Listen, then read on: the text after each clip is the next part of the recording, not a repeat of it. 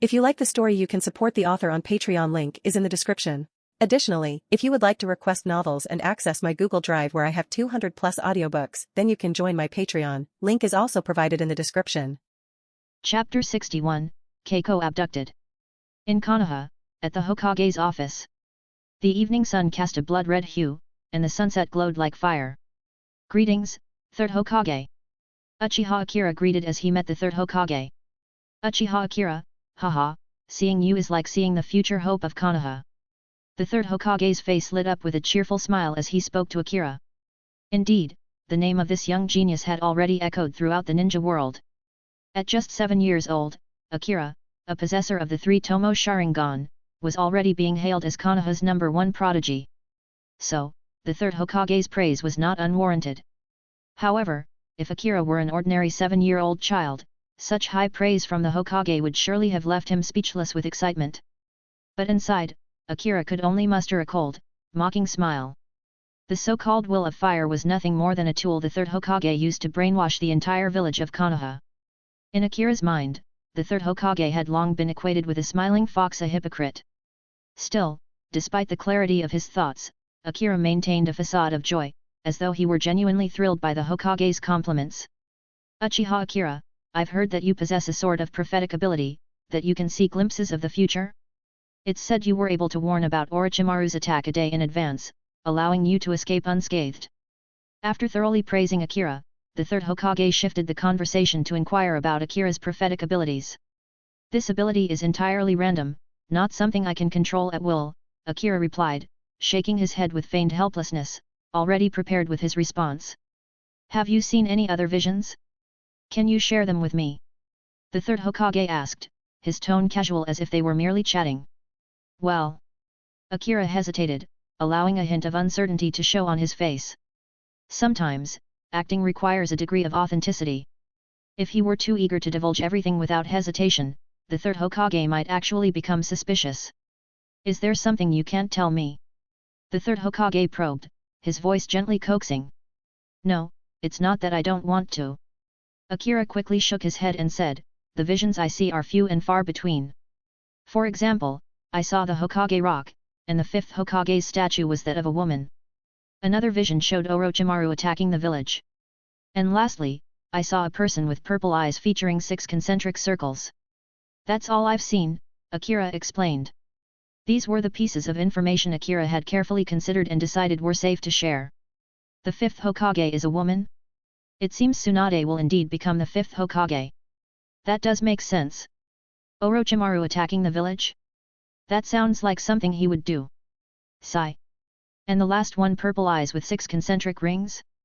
Could that be the legendary Rinnegan? Does such an eye truly exist? Hearing Akira's description of the future, the Third Hokage was deeply shaken. Although the information was limited, each piece was incredibly significant. What about the future of the Uchiha? Did you see what happens to the Uchiha clan? The Third Hokage asked, taking a deep breath to steady himself, his voice calm as he posed the question. No, I haven't seen anything about that, Akira responded, shaking his head. Had nothing been seen? Or was it that the Uchiha had already vanished in the future, leaving nothing to be seen? The Third Hokage wondered to himself, still keeping a warm and friendly demeanor as he continued to chat with Akira, encouraging him and filling him with the ideology of the Will of Fire. He spoke of how Konoha's future rested on Akira's shoulders, among other motivational words.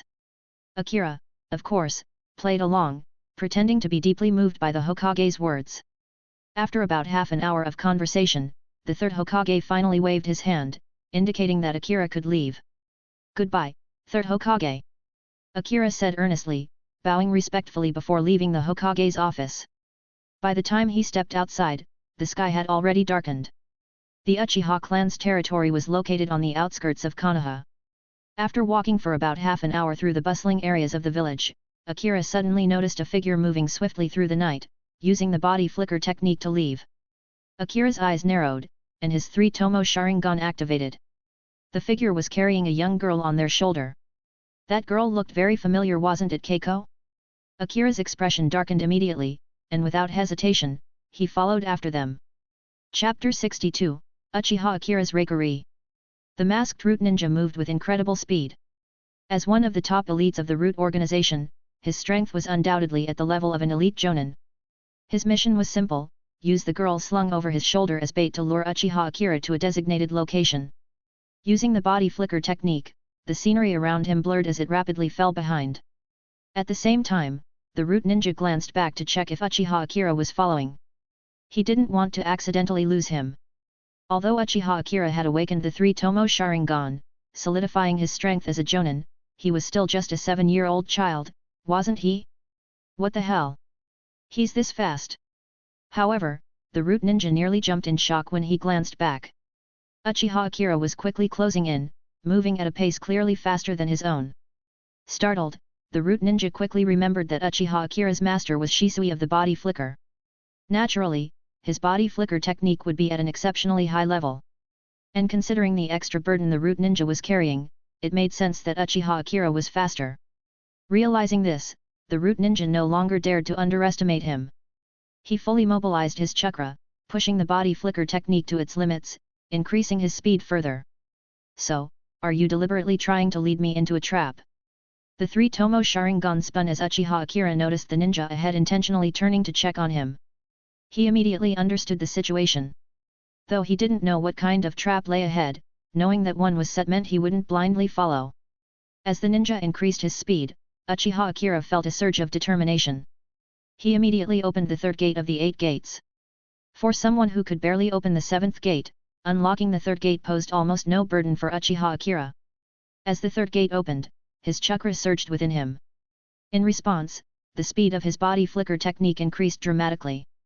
Within just a few breaths, Uchiha Akira caught up and blocked the ninja's path. Put her down, and I'll give you a quick death. With the 3rd gate open, Uchiha Akira's aura was fierce. In the darkness, his blood-red 3 Tomo Sharingan gave him a terrifying presence. The masked Root ninja, unable to show any expression, slowly set the girl down while adopting a combat stance. Without exchanging any words, Uchiha Akira's figure blurred as he launched himself at the ninja. A kunai appeared in his hand, aiming straight for the ninja's throat. His speed was unparalleled. Clang! The ninja's sword clashed with Uchiha Akira's kunai, sparks flying in the night.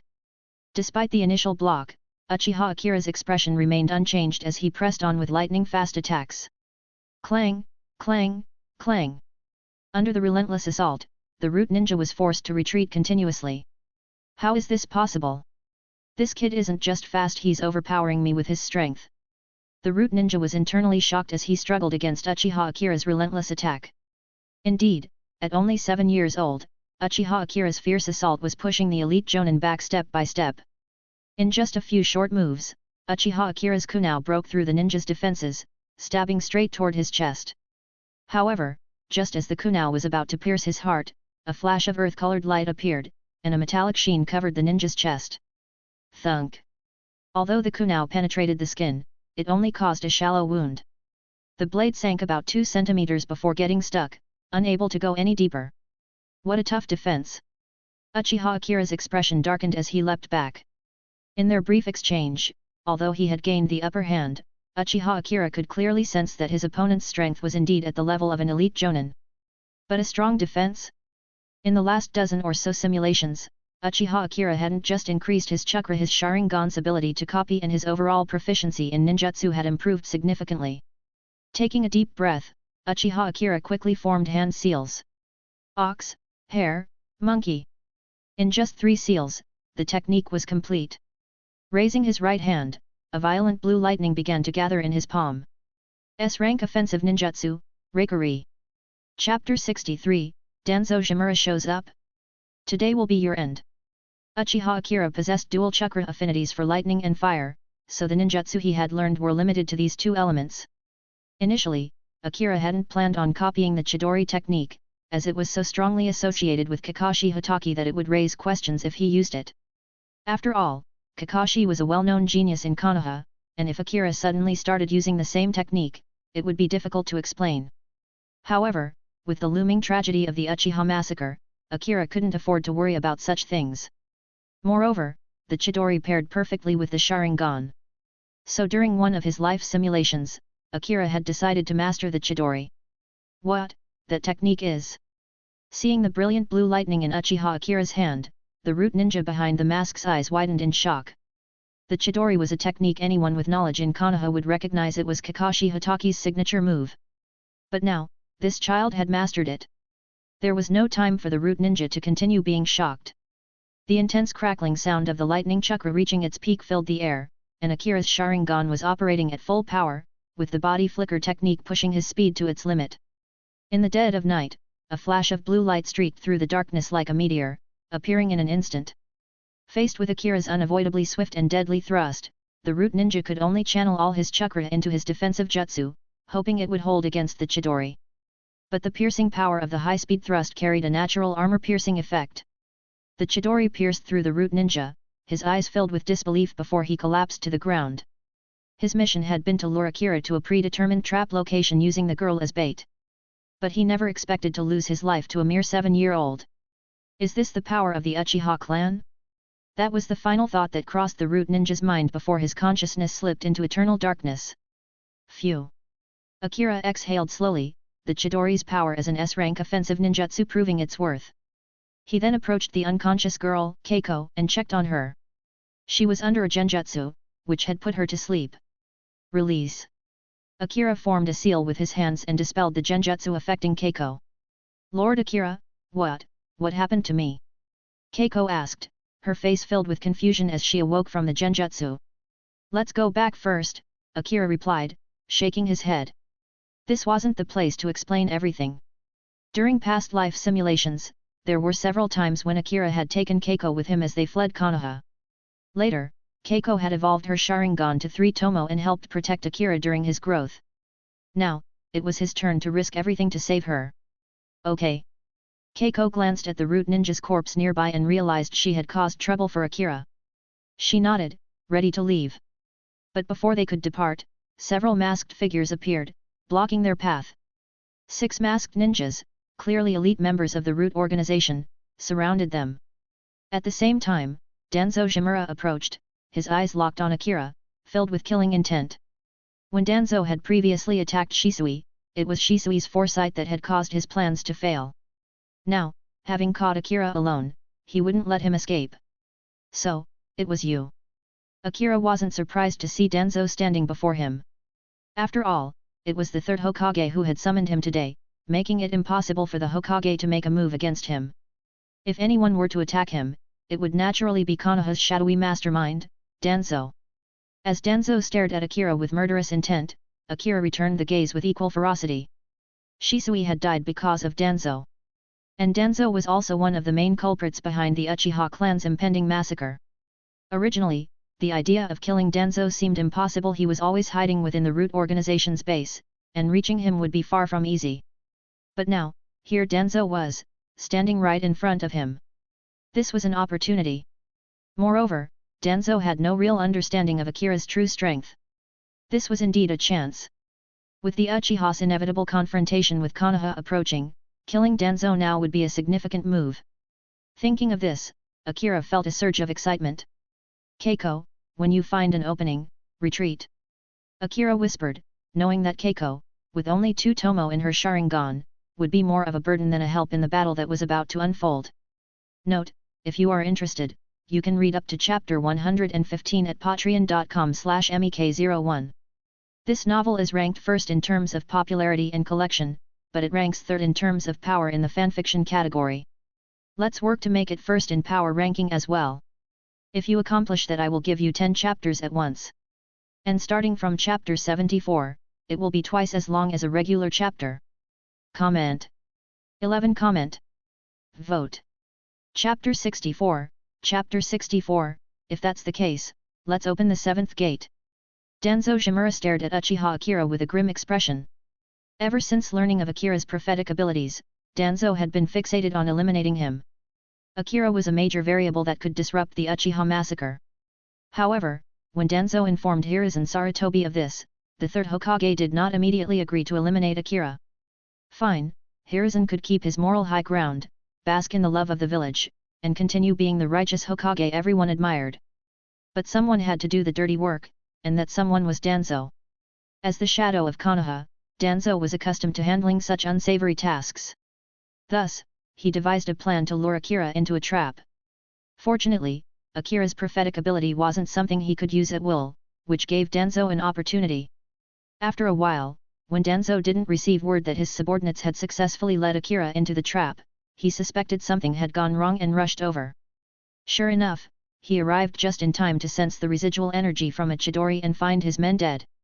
Though slightly unexpected, it wasn't a major setback.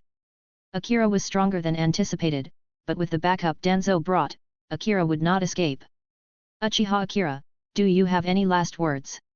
Danzo asked, his voice calm and confident, as if he already held the upper hand. You're asking the wrong person, Akira replied coolly. It should be me asking you that question. You think you can kill me, Uchiha Akira, with just these lowly subordinates? Isn't that a bit too naive? After ensuring Keiko's safety, Akira directed his gaze at Danzo, his tone dripping with disdain. I know you've unlocked the 3 Tomo Sharingan and even have some mastery of the 8 gates, but don't overestimate yourself, Danzo scoffed. During his previous attack on Shisui, Danzo had already gauged Akira's strength, finding it manageable. True, the 3 Tomo Sharingan gave Akira a significant power boost, but Danzo was confident that Akira alone couldn't overcome the forces he had brought. He's making a fatal mistake, assuming that the me from a month ago is the same as the me now after having simulated my life over 10 times, Akira thought, his heart racing with excitement. The more Danzo underestimated him, the greater his chances of turning the tables. Lord Akira! Keiko called out, her voice filled with concern. She was only 15 years old and had always been Akira's servant. Now, facing this deadly situation, Akira was the one protecting her, telling her to escape first. How could she possibly leave? Regardless of Keiko's thoughts, Akira took a deep breath and formed hand seals, creating over a dozen shadow clones. When he had only 2 Tomo in his Sharingan, he could only manage a few shadow clones. But now, with the fully evolved 3 Tomo Sharingan, he could easily create over 10. Be careful, this is Shisui Uchiha's signature technique. One of Danzo's subordinates warned, his voice tense. The root ninjas all went on high alert. Shisui's body flicker technique was legendary, and now Akira, with his 3 Tomo Sharingan, was using the same technique. None of them dared to underestimate him because of his age. Akira launched his attack, the shadow clones moving with such precision that it was impossible to tell which were real and which were illusions. The root ninjas, on high alert, found it difficult to keep up with the rapid shifts between reality and illusion. Despite their numbers, the root ninjas couldn't take Akira down easily. After several exchanges, they finally managed to corner him, forcing him to retreat but only for him to immediately switch places with another clone. This technique really is troublesome, Danzo muttered, shaking his head as he observed the fight. Even though he had brought 6 elite root members, it was clear that capturing Akira quickly wasn't going to be easy. To avoid any unforeseen complications, Danzo's gaze shifted toward Keiko, who was standing nearby, then he raised his hands and formed hand seals. Wind release, vacuum sphere. Danzo exhaled sharply, sending a razor-sharp wind blade hurtling toward Keiko, its cutting edge seemingly unstoppable. So, you really have no shame, Akira thought, cursing Danzo internally for targeting Keiko to disrupt his concentration. If that's how it's going to be, then it's time to stop holding back. Let's open the 7th gate. Note, if you are interested, you can read up to chapter 115 at patreon.com/mek01. This novel is ranked first in terms of popularity and collection, but it ranks third in terms of power in the fanfiction category. Let's work to make it first in power ranking as well. If you accomplish that, I will give you 10 chapters at once. And starting from chapter 74, it will be twice as long as a regular chapter. Chapter 65, The 7th Gate. The aura alone can repel shuriken. Shisui-sensei's body flicker technique allows several illusionary shadow clones to constantly shift between reality and illusion. If this technique is used against a small group, the opponents would struggle to deal with the 10 or so indistinguishable clones, making them a formidable challenge. However, if it's used against a larger group, like now, with 10 or so clones facing 6 elite root ninjas, the pressure is significantly reduced as each ninja only has to deal with 2 or 3 clones. As a result, this technique allows Uchiha Akira to hold his own against the 6 root ninjas. But defeating them? That's a different story. Especially with Keiko nearby, who hasn't left and is still a burden to Uchiha Akira. One of the illusionary clones appeared before Keiko, and Uchiha Akira's true body replaced the clone. He quickly grabbed Keiko, dodging a vacuum blast aimed at them.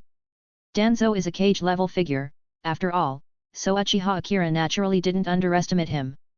Once Uchiha Akira revealed his true form, the illusionary clones began to dissipate one by one. The 6 root ninjas quickly formed a semicircle, surrounding Uchiha Akira and Keiko. Master Akira, you don't need to worry about me. If you can escape, you should go. By now, Keiko could see that Uchiha Akira was capable of holding his own against the root ninjas. She realized that her presence was indeed a hindrance and spoke up. Escape? Who do you think I am? My goal isn't just to survive, I'm here to kill Danzo. Hearing Keiko's words, Uchiha Akira glanced at her, thinking to himself.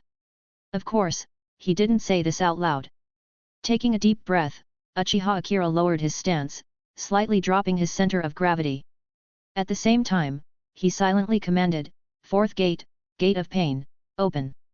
His chakra began to boil like hot water, and his skin turned red, as if he had been cooked like a shrimp. 5th gate, Gate of Limit, open. Sizzling sounds filled the air as the temperature of his skin rose, and even wisps of steam became visible. The chakra surging within him made Uchiha Akira's clothes flutter wildly. 6th gate, Gate of View, open. Boom. Chakra exploded from Uchiha Akira's body, surrounding him in a visible, intense blue aura that looked like a flame enveloping his entire being. From a distance, his appearance was like that of a blue-flamed Super Saiyan. How is this possible? This amount of chakra? He can open the 8 gates to this level. Danzo's expression changed as he witnessed Uchiha Akira's chakra erupting. The sheer intensity of it made even him feel threatened.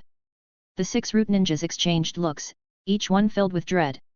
If Uchiha Akira previously felt like a fierce little wildcat, now his presence was like a ferocious tiger descending from the mountains. When they attacked Shisui, didn't his 8 gates only allow him to open the 3rd gate? But now? This. How many gates has he opened now? In just a month, has his 8 gates technique advanced to such a level? Is this what it means to be a genius? In just a year, he's reached a point where even I feel a deep sense of danger. Killing intent. Feeling the terrifying speed at which Uchiha Akira's power was increasing, Danzo's killing intent intensified threefold. Kill him, all of you. Danzo planted his cane into the ground, his expression more serious than ever as he gave the order. He was preparing to join the fight himself, teaming up with his 6 elite subordinates to eliminate Uchiha Akira. Just as Danzo spoke, 2 of the root ninjas cautiously raised their hands and threw shuriken at Uchiha Akira. 7th gate, Gate of Wonder, open. At that moment, Uchiha Akira suddenly shouted. Immediately, his chakra exploded again, and his once handsome, youthful face became twisted and fierce. The violent chakra aura alone was enough to repel the incoming shuriken. He repelled the shuriken with just the force of his chakra aura.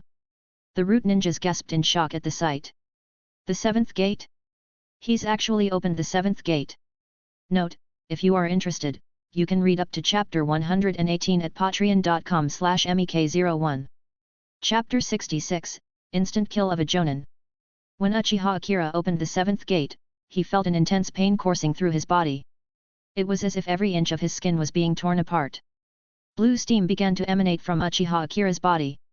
This was a unique reaction of the 8 gates formation. When the 7th gate is opened, his sweat rapidly evaporating into blue steam.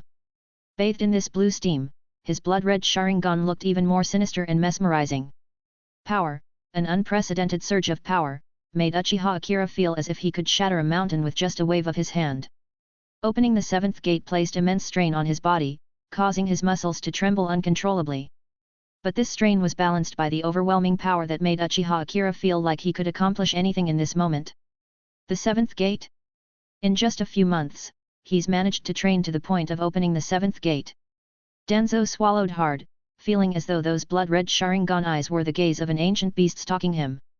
When Uchiha Akira opened the 6th gate, it already made Danzo feel a frightening sense of danger.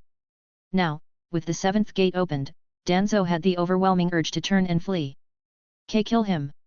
Danzo shouted loudly, swallowing his fear. At this point, it was a matter of do or die. Danzo's only choice was to order the attack. Despite their fear, the root ninjas were bound by cursed seals, making it impossible for them to disobey Danzo's orders. With Danzo's command, the 6 root ninjas moved like lightning, charging toward Uchiha Akira with a resolve to die. There were no unnecessary tricks. In the 7th gate state, Uchiha Akira's strength and speed had reached a terrifying level. Using ninjutsu and forming hand signs? For Uchiha Akira, those moves took too long, far slower than just throwing a punch. With the power he now wielded, even a casual punch had the destructive force equivalent to an A-rank jutsu. In a flash, Uchiha Akira charged at the 6 root ninjas, moving forward instead of retreating. In an instant, he was face to face with one of the ninjas. Seeing Uchiha Akira bathed in blue steam, with those sinister, blood-red eyes, the root ninja's heart skipped a beat. Instinctively, he tried to form hand seals to use a defensive jutsu. Whoosh! But no matter how fast he formed seals, could he be faster than Uchiha Akira's punch? With a single punch, the ninja's body was sent flying as if struck by a speeding train. When he landed, his body was like a shattered sack, every bone in his body had been crushed. Instant kill. After opening the 7th gate, Uchiha Akira's punch was so powerful that even a Jonin-level opponent couldn't withstand it and was instantly killed. Whoosh, whoosh, whoosh. At the same time, wind jutsu, shuriken, and sword strikes were closing in on Uchiha Akira from behind. Without hesitation, Uchiha Akira simply swung his arm back. No unnecessary moves, just a simple swing of his arm. And with that, all the incoming attacks were blocked, some even being sent flying back by the sheer force of his chakra. With that, Uchiha Akira then focused on the remaining 5 root ninjas, leaping high into the air. He's jumping. Seeing Uchiha Akira's move, the root ninjas were momentarily stunned before they were filled with joy. If he's in mid-air, he'll have no way to dodge our attacks, right? Overjoyed, the root ninjas quickly prepared their most powerful finishing moves. However, while suspended in mid-air, Uchiha Akira's arms blurred into a flurry of afterimages, his attack speed now at an unimaginable level. Morning Peacock! Uchiha Akira roared. As he delivered a rapid barrage of punches, the friction between his fists and the air created bursts of flames. These flames, like a meteor shower, rained down on the root ninjas below, resembling the magnificent display of a peacock spreading its feathers. Boom, boom, boom. Initially, the root ninjas thought Uchiha Akira's leap into the air was a rare opportunity. But now, facing the overwhelming barrage of Morning Peacock, they could only scramble to defend themselves. Even though Uchiha Akira was airborne, how did it matter? He had complete firepower dominance over them. In just a few moments, Uchiha Akira unleashed hundreds of punches before landing back on the ground. As for the 5 remaining root ninjas, they now bore varying degrees of injuries, looking utterly battered. Finally, Uchiha Akira's gaze fell on Danzo. Note, if you are interested, you can read up to chapter 118 at patreon.com/mek01. Chapter 67, There's Nothing a Punch Can't Solve. P.S. Since you've tried to get me to the top of the power rankings, I'll release 10 chapters over the next 10 hours, 1 chapter every hour. A single Morning Peacock, with its wide-reaching power, had left the root ninjas injured to varying degrees. Uchiha Akira's gaze fell on Danzo, his blood-red Sharingan filled with a murderous gleam. He was clearly ready to kill. As Uchiha Akira's 3-tomo Sharingan focused on him, Danzo felt a shiver run down his spine. A powerful urge to turn and run gripped him. However, Danzo didn't flee. As the second most powerful figure in Konoha, fleeing from a fight within the village would be a disgrace. Summoning Jutsu. Danzo acted quickly, summoning his beast, the Baku, to face Uchiha Akira, who was in his 7th gate state. A smirk curled at Uchiha Akira's lips as he saw Danzo's move. Sure, Danzo was once a subordinate of the 2nd Hokage and had reached Kage level, but after years of focusing on growing the root and engaging in shady activities, his training had suffered. He was no more than a gatekeeper-level Kage at best. Compared to any of the Sunin, Danzo probably wouldn't stand a chance. Even with the Baku summoned, it was just one more punch away from defeat for Uchiha Akira. The Baku opened its massive jaws, unleashing a terrifying suction force like a black hole, pulling everything in its vicinity toward it. One punch.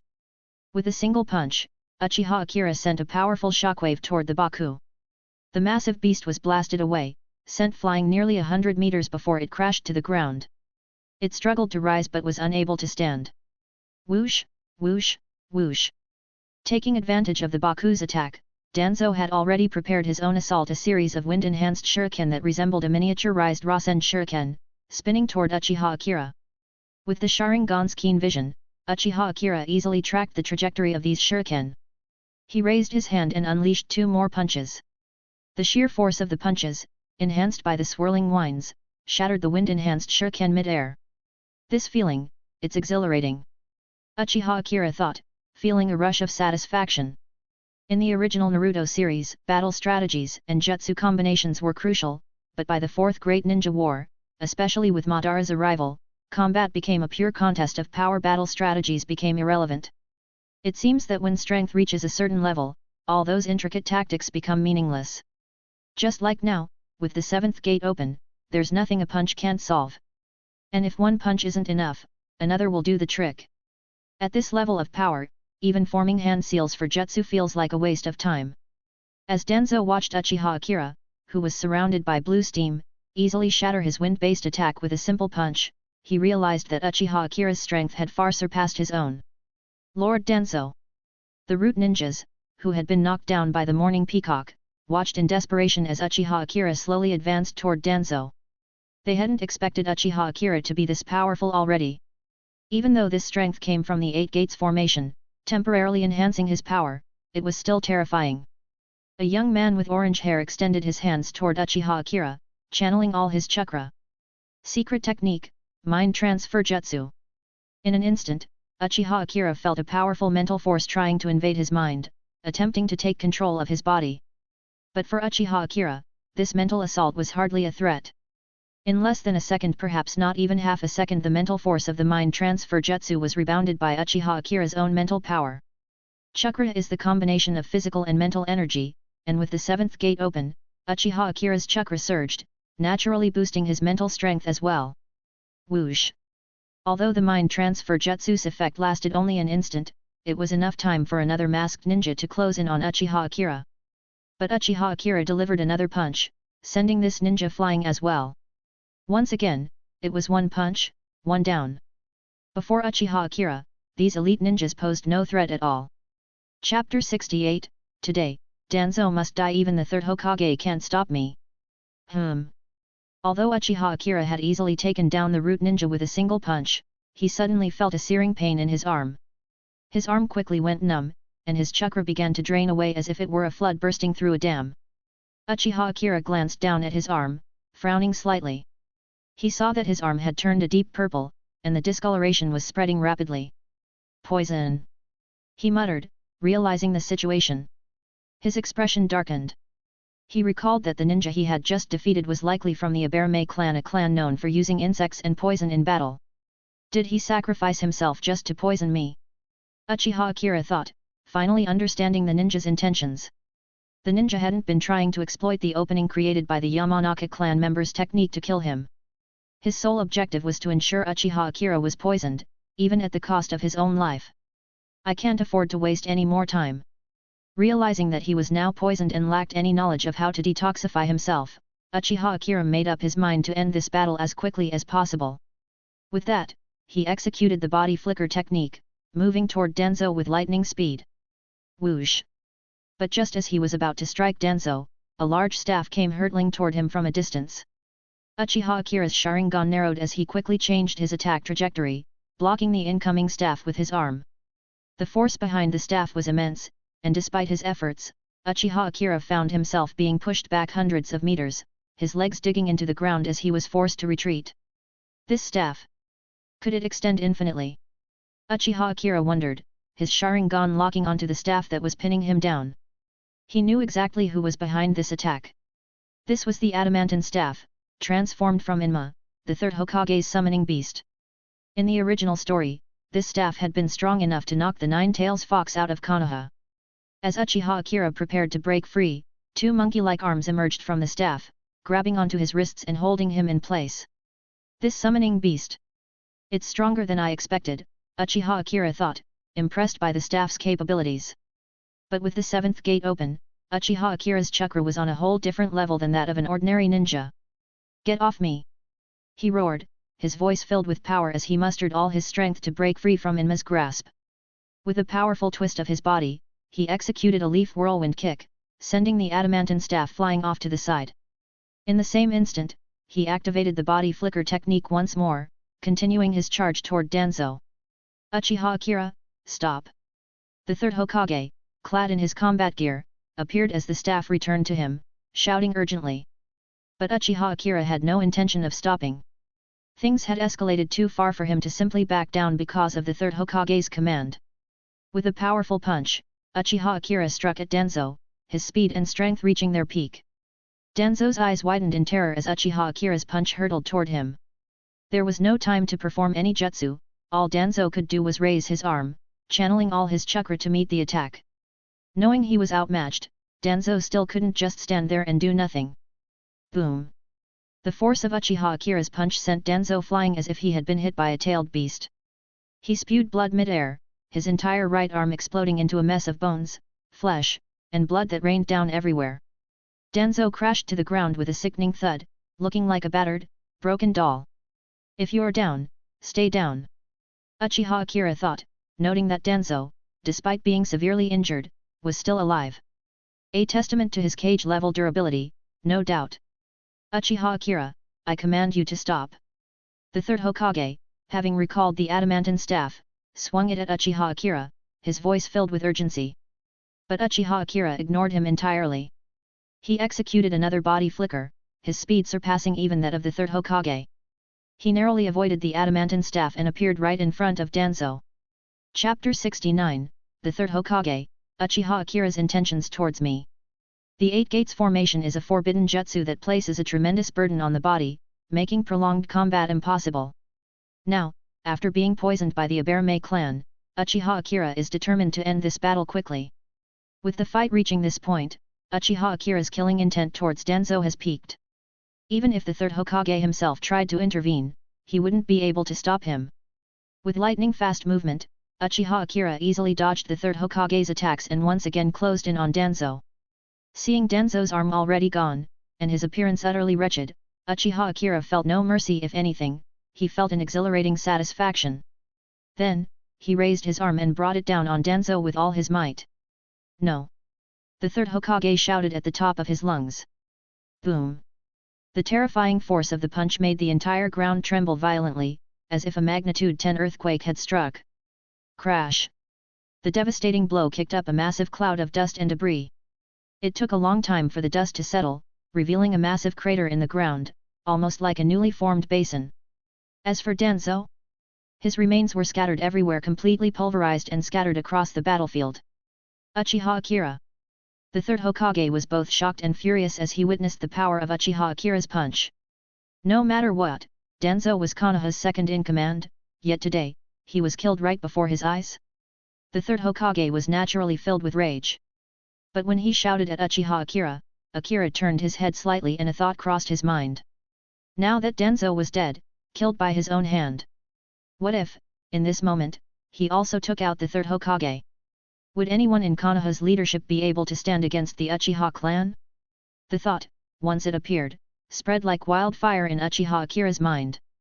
Indeed, the conflict between the Uchiha clan and Konoha's leadership had reached an irreconcilable point. That's why, in the original timeline, Uchiha Itachi took such drastic measures to preserve the village's peace by exterminating his own clan. But on the flip side, what if he could eliminate both Danzo and the third Hokage? Wouldn't that also resolve the conflict? And compared to wiping out the entire Uchiha clan, wouldn't it be simpler to just eliminate Danzo, the third Hokage, and maybe throw in Koharu Yudatan and Homura Mitokado, the so-called Konoha F4 for good measure? Killing just these four people could put an end to the strife between Konoha and the Uchiha. Doesn't that seem like a much better deal? Shiver. Originally, the third Hokage was furious, about to reprimand Uchiha Akira for killing Danzo despite his attempts to stop him. But now, seeing Uchiha Akira turn and lock eyes with him, those eyes that seemed to belong to a beast ready to pounce, the third Hokage suddenly felt as if a bucket of ice-cold water had been dumped over him, instantly cooling his rage. Regret began to creep into his heart. He never expected Uchiha Akira to harbor killing intent towards him as well. The Uchiha are inherently evil. For some reason, at this moment, the third Hokage's mind echoed with Danzo's long-held belief about the Uchiha. And now, the third Hokage couldn't agree more. After all, in Konoha, he had crafted an image of himself as a perfectly righteous leader. But Uchiha Akira still wanted to kill him? How evil could he be? Whoosh, whoosh, whoosh. Just as Uchiha Akira was contemplating whether to strike, several figures appeared, each one donning a mask, members of the 3rd Hokage's Anbu. Even Kakashi Hatake and Might Guy had arrived. Clearly, Uchiha Akira's battle, especially after opening the 7th gate, had alerted the entire village. Ninja from all over Konoha had rushed to the scene. Sigh. Seeing that even Might Guy had arrived, Uchiha Akira sighed inwardly. This lineup was something even the 7th gate couldn't handle. If he truly insisted on taking down the Hokage, Might Guy would undoubtedly open the 8th gate to stop him. You're just in time. Uchiha Akira has attacked and killed Elder Danzo. Capture him immediately. Seeing more and more Enbu and ninja arrive, the 3rd Hokage breathed a sigh of relief before issuing his command. Wait. But just then, another voice rang out. Soon after, several more figures appeared, gradually surrounding Uchiha Akira. At the forefront was none other than Uchiha Fugaku. Chapter 70, Fugaku's Mangekyo Sharingan, Part 4. The world is full of oddities, and Uchiha holds 8/10 of them. This is what Uchiha Akira has always believed. It's not just Madara Uchiha, Shisui Uchiha, Itachi Uchiha, or Obito Uchiha, all of whom were extraordinary. Even as the head of the Uchiha clan, Fugaku Uchiha is a peculiar one too. First of all, despite having the Mangekyo Sharingan, he always kept it hidden. Because he feared that if he revealed his Mangekyo Sharingan, it would further incite the Uchiha clan members to start a coup. Secondly, even though he knew the Uchiha clan was being oppressed by Konoha's leadership, he maintained an attitude of submission, always hoping that retreating would lead to peace. In Uchiha Akira's view, while Fugaku Uchiha is indeed a strong individual for having awakened the Mangekyo Sharingan, he's far too indecisive as a clan leader. Nevertheless, when faced with the 3rd Hokage and numerous Anbu and shinobi, Fugaku Uchiha brought the top warriors of the clan to support Akira. This act did touch Uchiha Akira's heart a little. Clan head Fugaku, Uchiha Akira has killed Elder Danzo. Such a grave crime must be severely punished. The 3rd Hokage declared, his tone forceful as he addressed Fugaku, even after noticing the arrival of Uchiha Ups led by Fugaku. But he is, after all, a member of the Uchiha clan. Fugaku sighed softly as he began to speak. But he killed Elder Danzo. As the Hokage of Konoha, I must give the entire village an explanation. The 3rd Hokage interrupted Fugaku sharply before he could finish his sentence. Fugaku Uchiha was trying to negotiate with the 3rd Hokage. However, judging by their demeanors, Fugaku seemed to be yielding, while the 3rd Hokage was more forceful than ever. As expected, strong in internal conflicts but weak in external ones, Uchiha Akira thought to himself, watching the exchange. As Uchiha Akira's body began to succumb to the poison, his entire arm turned purple. A member of the Uchiha clan quickly came over to treat his condition. At this point, Uchiha Akira had already closed the 8 gates formation. His body was now as limp as if he were burning up with a 40-degree fever, even his consciousness was starting to blur. The 8 gates formation, while immensely powerful, places increasingly severe strain on the body the further one progresses. By the time one opens the 8th and final gate, death is inevitable. Though Uchiha Akira wouldn't die from having opened the 7th gate, the toll on his body was severe. In the short term, he was as good as crippled. He's already reached the 7th gate? Is this the true power of an Uchiha prodigy? Behind the Hokage, Might Guy was shocked as he looked at Uchiha Akira. Might Guy himself had trained in the 8 gates formation since he was a child. It had taken him decades to barely reach the 7th gate. Yet this young Uchiha, in just a few months, had opened the 7th gate? Such terrifying strength! But why did Uchiha Akira clash with Danzo? Why did he go so far as to kill him? While everyone else was lost in their thoughts, the 3rd Hokage remained adamant. Because Danzo had died at Uchiha Akira's hands, he was determined to execute him on the spot. As for Danzo's kidnapping of Keiko, the 3rd Hokage claimed there was no direct evidence to prove it. Besides, Uchiha Akira was now the perpetrator, and Danzo was the victim. Moreover, the 3rd Hokage had made up his mind Uchiha Akira had to die. On one hand, Uchiha Akira's talent was terrifying. If given time, he could very well reach the heights of the legendary Madara Uchiha. After all, even the legendary Madara Uchiha likely didn't possess such terrifying power at 7 years old. On the other hand, Uchiha Akira had shown killing intent towards him earlier. Someone who hadn't been indoctrinated with the will of fire was even more dangerous and had to be eliminated. That's enough, clan head Fugaku. Stop wasting your breath. The 3rd Hokage had tolerated enough. Seeing that Fugaku was only superficially yielding but not conceding, he finally lost patience. Raising his hand, he issued his final ultimatum: "I'll say this one last time, Uchiha Akira killed Elder Danzo, and his crime is unforgivable. If you insist on protecting him, as Hokage of Konoha, I'll have no choice but to take action myself." Sigh. Fugaku sighed in resignation, realizing that the situation had reached a point of no return. Taking a deep breath, Fugaku slowly closed his eyes. When he opened them again, a pair of Mangekyo Sharingan gleamed ominously in the light. Chapter 71, The Second Pair of Mangekyo Sharingan.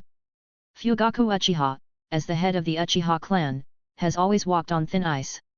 After all, his shoulders bear the weight of the entire Uchiha clan. He doesn't mind enduring grievances himself as long as his clan members can continue to live safely. This has led to many of his decisions being indecisive. He has even been conciliatory in dealing with the issues between the Uchiha and Konoha. However, Fugaku knows very well what Uchiha Akira represents for the Uchiha clan. For a long time, he had considered his son Itachi to be the most outstanding successor of the Uchiha clan. That is, until Uchiha Akira came along. In just 1 year, Akira had awakened the 3 Tomo Sharingan. He even killed Danzo. Such rapid growth made Fugaku see Akira as the future of the Uchiha clan. Why do the 3rd Hokage and Danzo insist on killing him? It's because his talent is terrifying. And for that reason, Fugaku Uchiha is determined to protect him at all costs. The tension between the Uchiha clan and Konoha's leadership had already reached a breaking point, just one straw away from breaking the camel's back. Now, Uchiha Akira's existence seems to be that final straw. Having made up his mind to protect Akira at any cost, Fugaku, who had always been conciliatory, finally stood his ground. With a pair of Mangekyo Sharingan staring directly at the 3rd Hokage, Fugaku Uchiha's expression became stern. Mangekyo. Fugaku Uchiha, he actually awakened the Mangekyo Sharingan.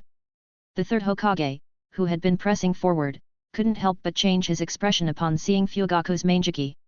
The 3rd Hokage knew very well what the Mangekyo Sharingan represented. Beyond the enhanced insight and other abilities, the Mangekyo Sharingan's true terror lies in its unique eye techniques. And Fugaku Uchiha's Mangekyo Sharingan was an unknown variable.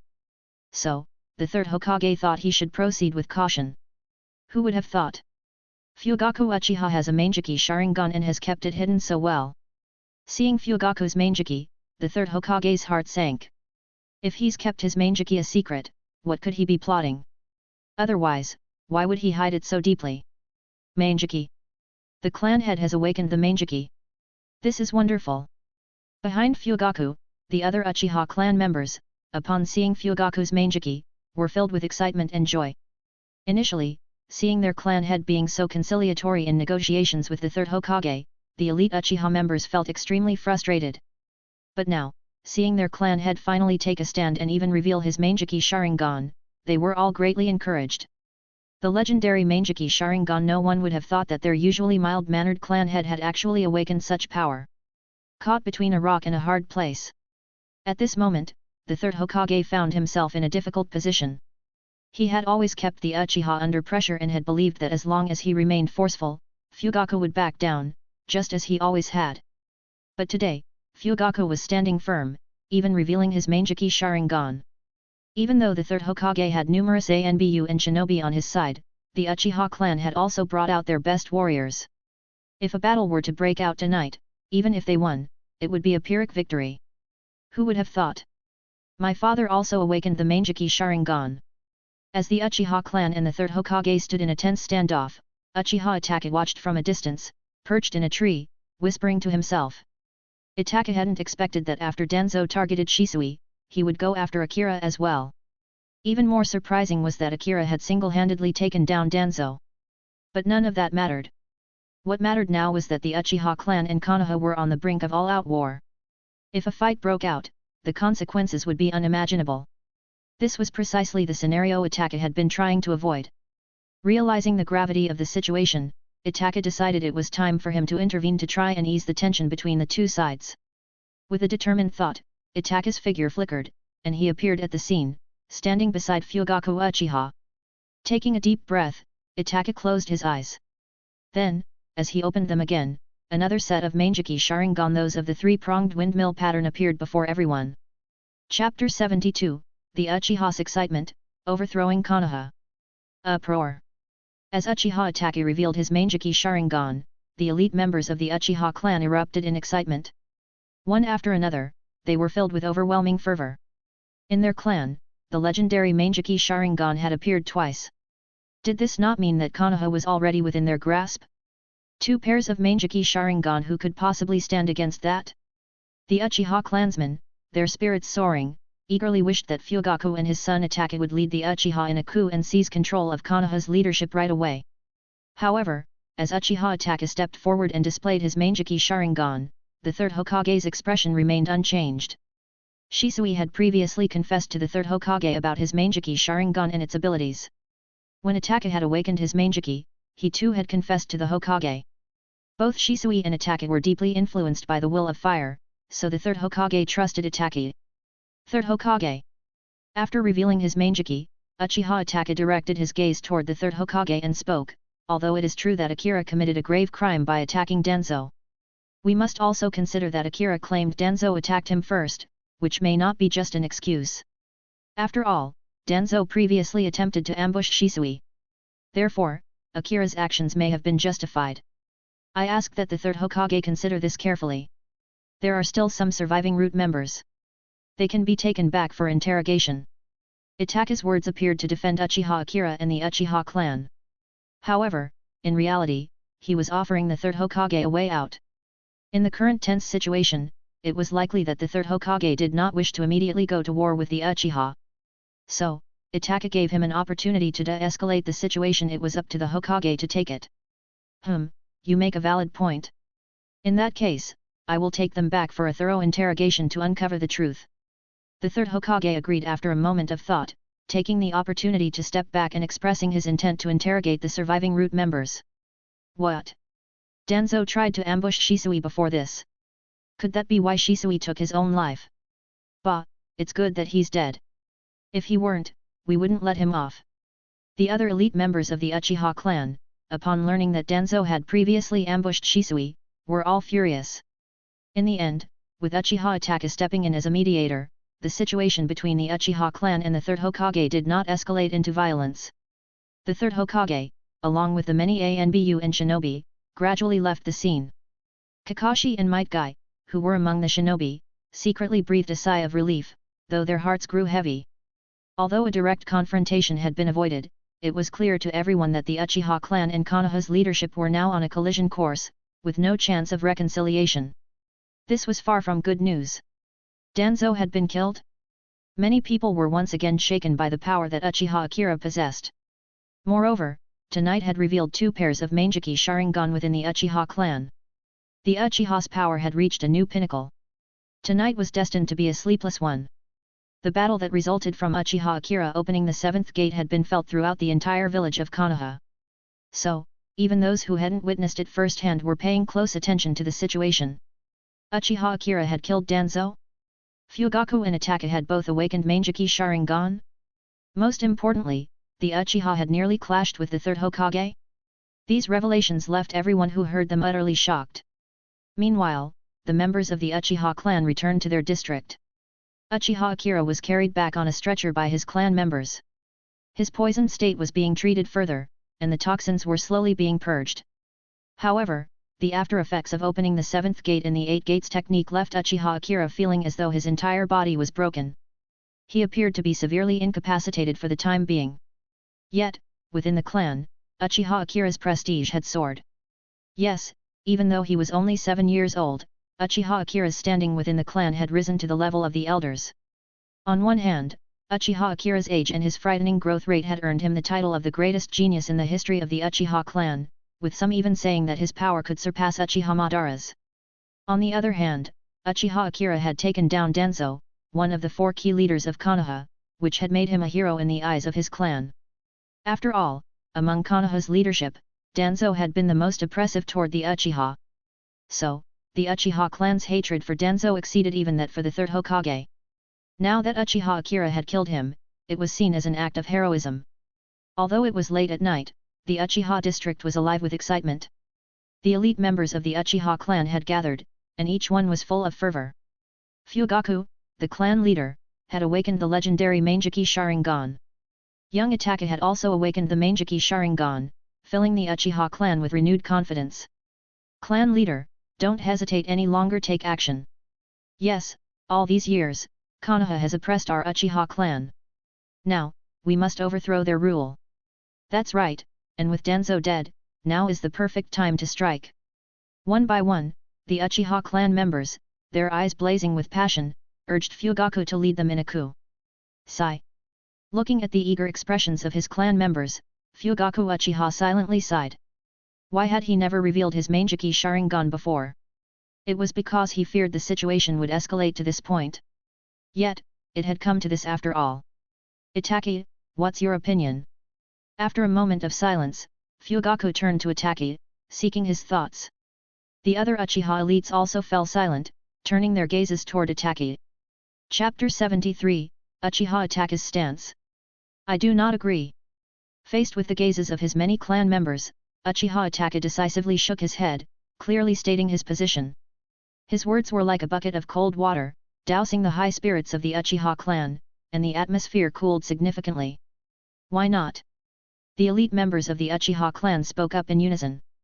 Indeed, with 2 pairs of Mangekyo Sharingan and Danzo already dead, it seemed like the perfect opportunity to launch a coup and seize control of Konoha. So why was Itachi against it? Everyone, it's true that our Uchiha clan now has 2 pairs of Mangekyo Sharingan, but we must not underestimate the strength of Konoha. Consider the Hyuga clan, the Anbu, the Root, and the ninja clans like the Ino Shikacho. Moreover, don't forget where Akira learned the 8 gates from. If we were to initiate a coup, we would undoubtedly face unprecedented resistance. Even if we were to win, it would be a Pyrrhic victory. At that point, Konoha would be more vulnerable than ever. Do you think the other ninja villages, especially the likes of Kumagakure, would give us time to recover? Uchiha Itachi spoke, presenting his reasoning and questioning the elite members of the Uchiha clan. His words left the Uchiha elite speechless. Indeed, while the 2 pairs of Mangekyo Sharingan had given the clan great confidence, overthrowing Konoha would not be an easy task. Even if they succeeded, would the Uchiha have the strength left to fend off other ninja villages afterward? Are we to be oppressed and marginalized by Konoha forever? After a moment of silence, one of the clan members spoke, his voice filled with resentment. This was indeed a rare opportunity. Was it really the best course of action to do nothing? Would they continue to be suppressed by Konoha's leadership in the future? No, first of all, tonight we have shown Konoha that our Uchiha clan possesses the power of 2 Mangekyo Sharingan. The higher UPS in Konoha will not dare to easily oppress us again. Secondly, I believe our best course of action is to wait for Akira to grow stronger, and ideally, for him to awaken his own Mangekyo. When that happens, it will be the perfect time for us to initiate a coup. Uchiha Itachi gave his answer. His analysis left the Uchiha elites nodding in agreement, acknowledging the soundness of his reasoning. With the power the Uchiha clan had demonstrated tonight, the Konoha leadership would surely be wary of further oppressing them. And if they could wait for Akira to mature, the situation would indeed be more favorable. As for Akira's growth, none of the Uchiha clan members had any doubts. After all, in just 1 year, he had grown to such a formidable level. At 7 years old, he had killed Danzo. Who would dare question Uchiha Akira's talent? It seemed only a matter of time before he reached the level of a Hokage, or even awakened his own Mangekyo Sharingan. And so, following the meeting in the Uchiha district, the clan's desire for a coup was temporarily quelled by Itachi's reasoning. Now, they all eagerly awaited Uchiha Akira's continued growth.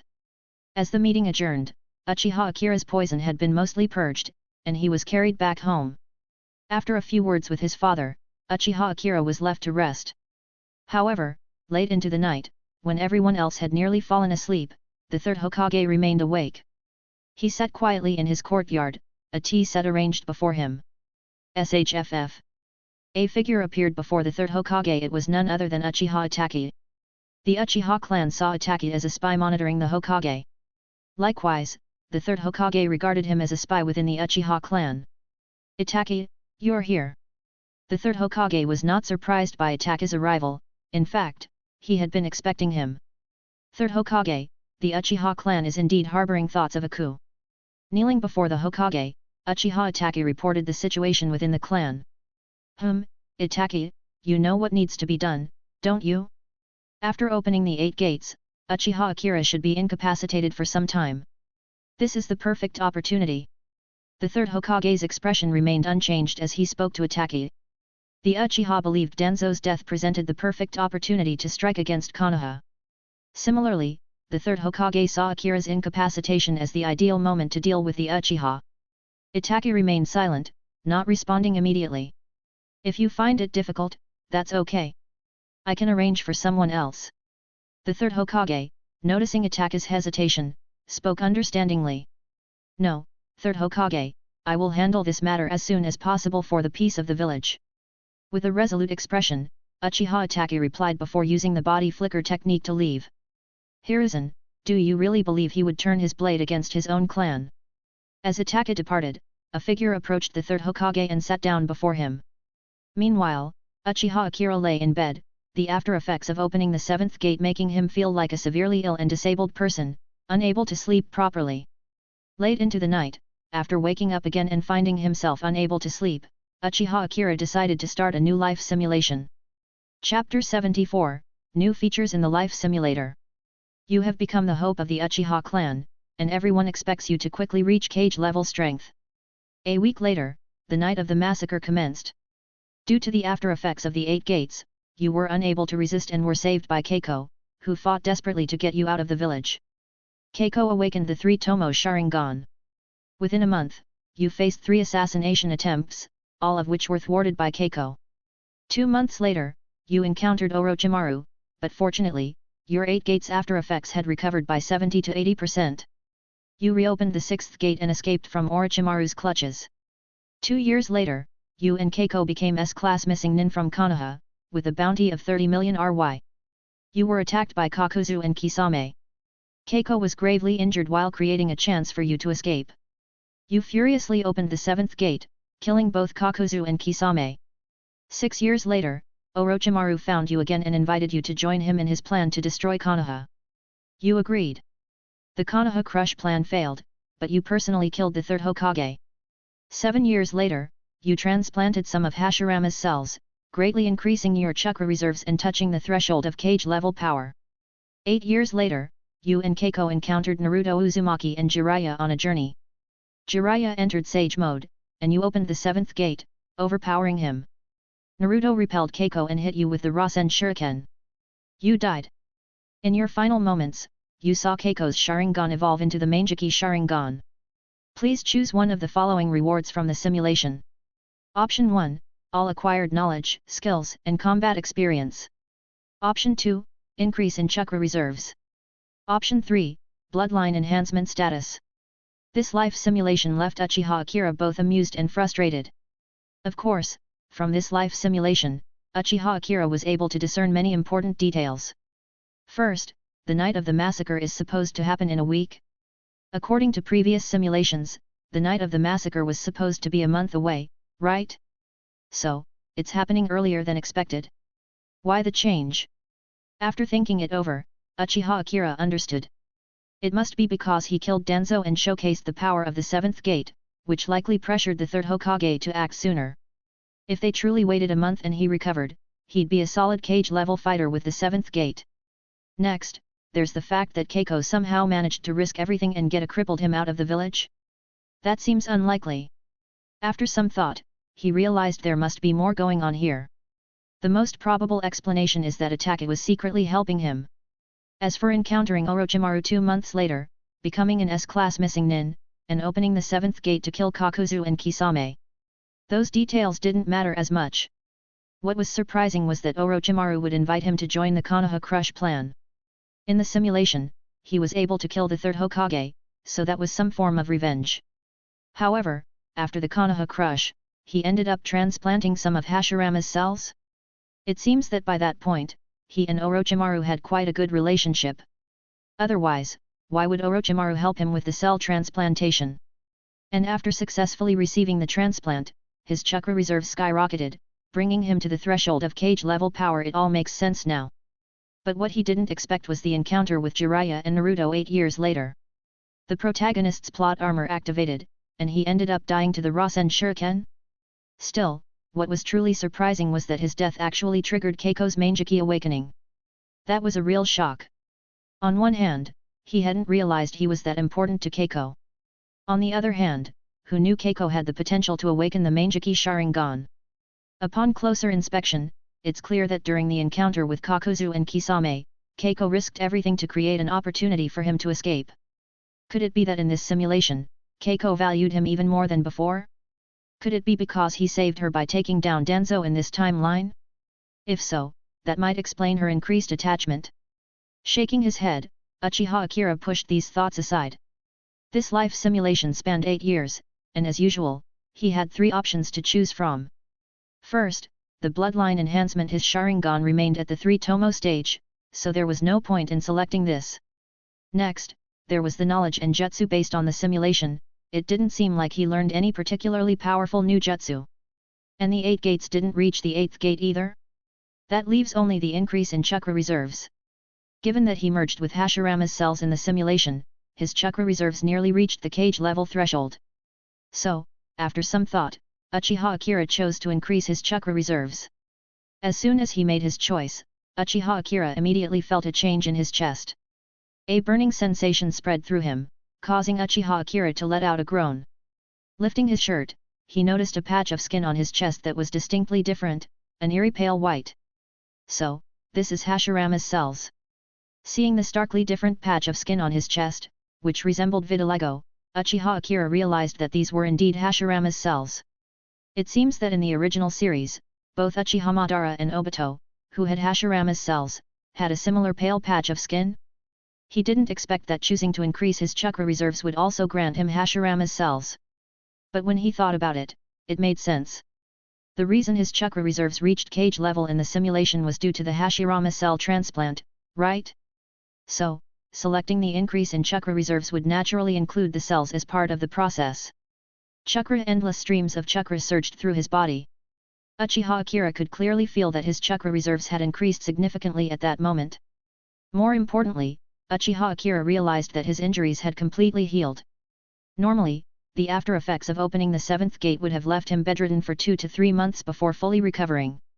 But now, after choosing the chakra increase, he had completely recovered from the after effects of the 7th gate. I didn't expect the life simulation to work this way. Instantly healing all injuries and restoring chakra. Feeling the complete recovery of his body, Uchiha Akira was inwardly astonished. In the past year, he had gone through dozens of life simulations, but he had never done one while injured, especially not while choosing to increase chakra reserves. So he didn't realize this was possible. But after thinking it over, Uchiha Akira found it understandable. It's like leveling up in a game. If you're low on health, leveling up would instantly refill your health and mana bars, right? Similarly, choosing to increase chakra reserves in the life simulation would restore his body to its peak state when his chakra reserves were at their highest. This was an unexpected surprise. For Uchiha Akira, it was truly an unexpected benefit. In the simulation, he was left crippled, which led the 3rd Hokage to initiate the night of the massacre early. As a result, he was forced to flee the village with Keiko's help, unable to do anything. But now, his injuries had fully healed, and his chakra reserves had surged dramatically. On the night of the massacre, he would be able to do a lot more. Moreover, this effect could potentially allow him to exploit a loophole. Originally, he had planned to combine the 8 gates and Izanagi to exploit a loophole, but now, with this new ability from the life simulation? On second thought, maybe it's not possible. The life simulation requires that you survive first and foremost. For example, if he used the life simulation after opening the 8 gates, the result would likely be, you opened the 8 gates, so you died. Wait, hold on, maybe it's not impossible after all. After dismissing the idea, Uchiha Akira suddenly had a realization and reconsidered. If he opened the 8 gates and then used the life simulation, it wouldn't work. But what if he used the life simulation first, then held off on choosing a reward? After that, he could open the 8 gates and, once everything was over, select his reward. In theory, he could exploit the loophole that way, right? This would not only restore his health but also instantly replenish his chakra. It's similar to how Naruto used shadow clones to store sage chakra while fighting pain. When his sage chakra was depleted, he dispelled one of the clones, instantly restoring his sage chakra. Now, it seems I've discovered a similar trick I can use. Overall, this life simulation has been incredibly rewarding. First, my chakra reserves have significantly increased, and I've even gained Hashirama's cells. Second, I've learned a valuable loophole I can exploit to instantly recover my chakra and heal any injuries. Finally, I've discovered that the night of the massacre has been moved up. This means I can start preparing right away. Of course, I won't be telling anyone that I've fully recovered from my injuries. I'll use this to my advantage, and from now on, I'll focus all my simulation efforts on mastering the 8 gates. Opening the 7th gate still feels risky, achieving the 8th gate will be the real safety net. By then, even if Uchiha Obito himself comes after me, I'll have nothing to fear. Chapter 75, You hold them off, I'll take out the Hokage. The after effects of opening the 7th gate left Uchiha Akira's body in immense pain. Tossing and turning, he couldn't get a good night's sleep. However, after completing the latest life simulation, his injuries were completely healed, and his chakra reserves had even surged, touching the threshold of cage-level strength. So, Uchiha Akira finally had a good night's sleep. When morning came, he had Keiko prepare a wheelchair for him, and she wheeled him around the streets of Konoha, making sure his presence was felt. Is that Uchiha Akira? Konoha's greatest genius? Why is he suddenly in a wheelchair? SHH, don't talk too loudly. Last night's commotion was huge, wasn't it? The ground was shaking, almost like the night of the Nine Tails attack. I heard it was Uchiha Akira fighting. What? No matter how much of a genius he is, he's still just a 7-year-old child, right? As Uchiha Akira made his appearance on the streets of Konoha, looking weak and frail, people around him began whispering in low voices. Master Akira. Hearing the murmurs around them, Keiko looked at Uchiha Akira with concern.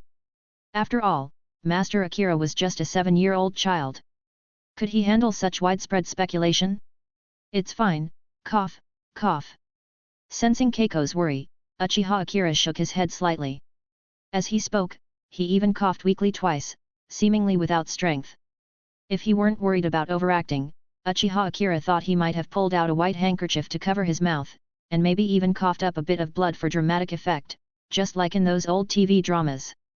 But regardless of Uchiha Akira's internal musings, his weak appearance, combined with the fact that he had put his life on the line the previous night to open the 8 gates and kill Danzo, made Keiko feel a mix of gratitude and guilt. Master Akira, it's all my fault.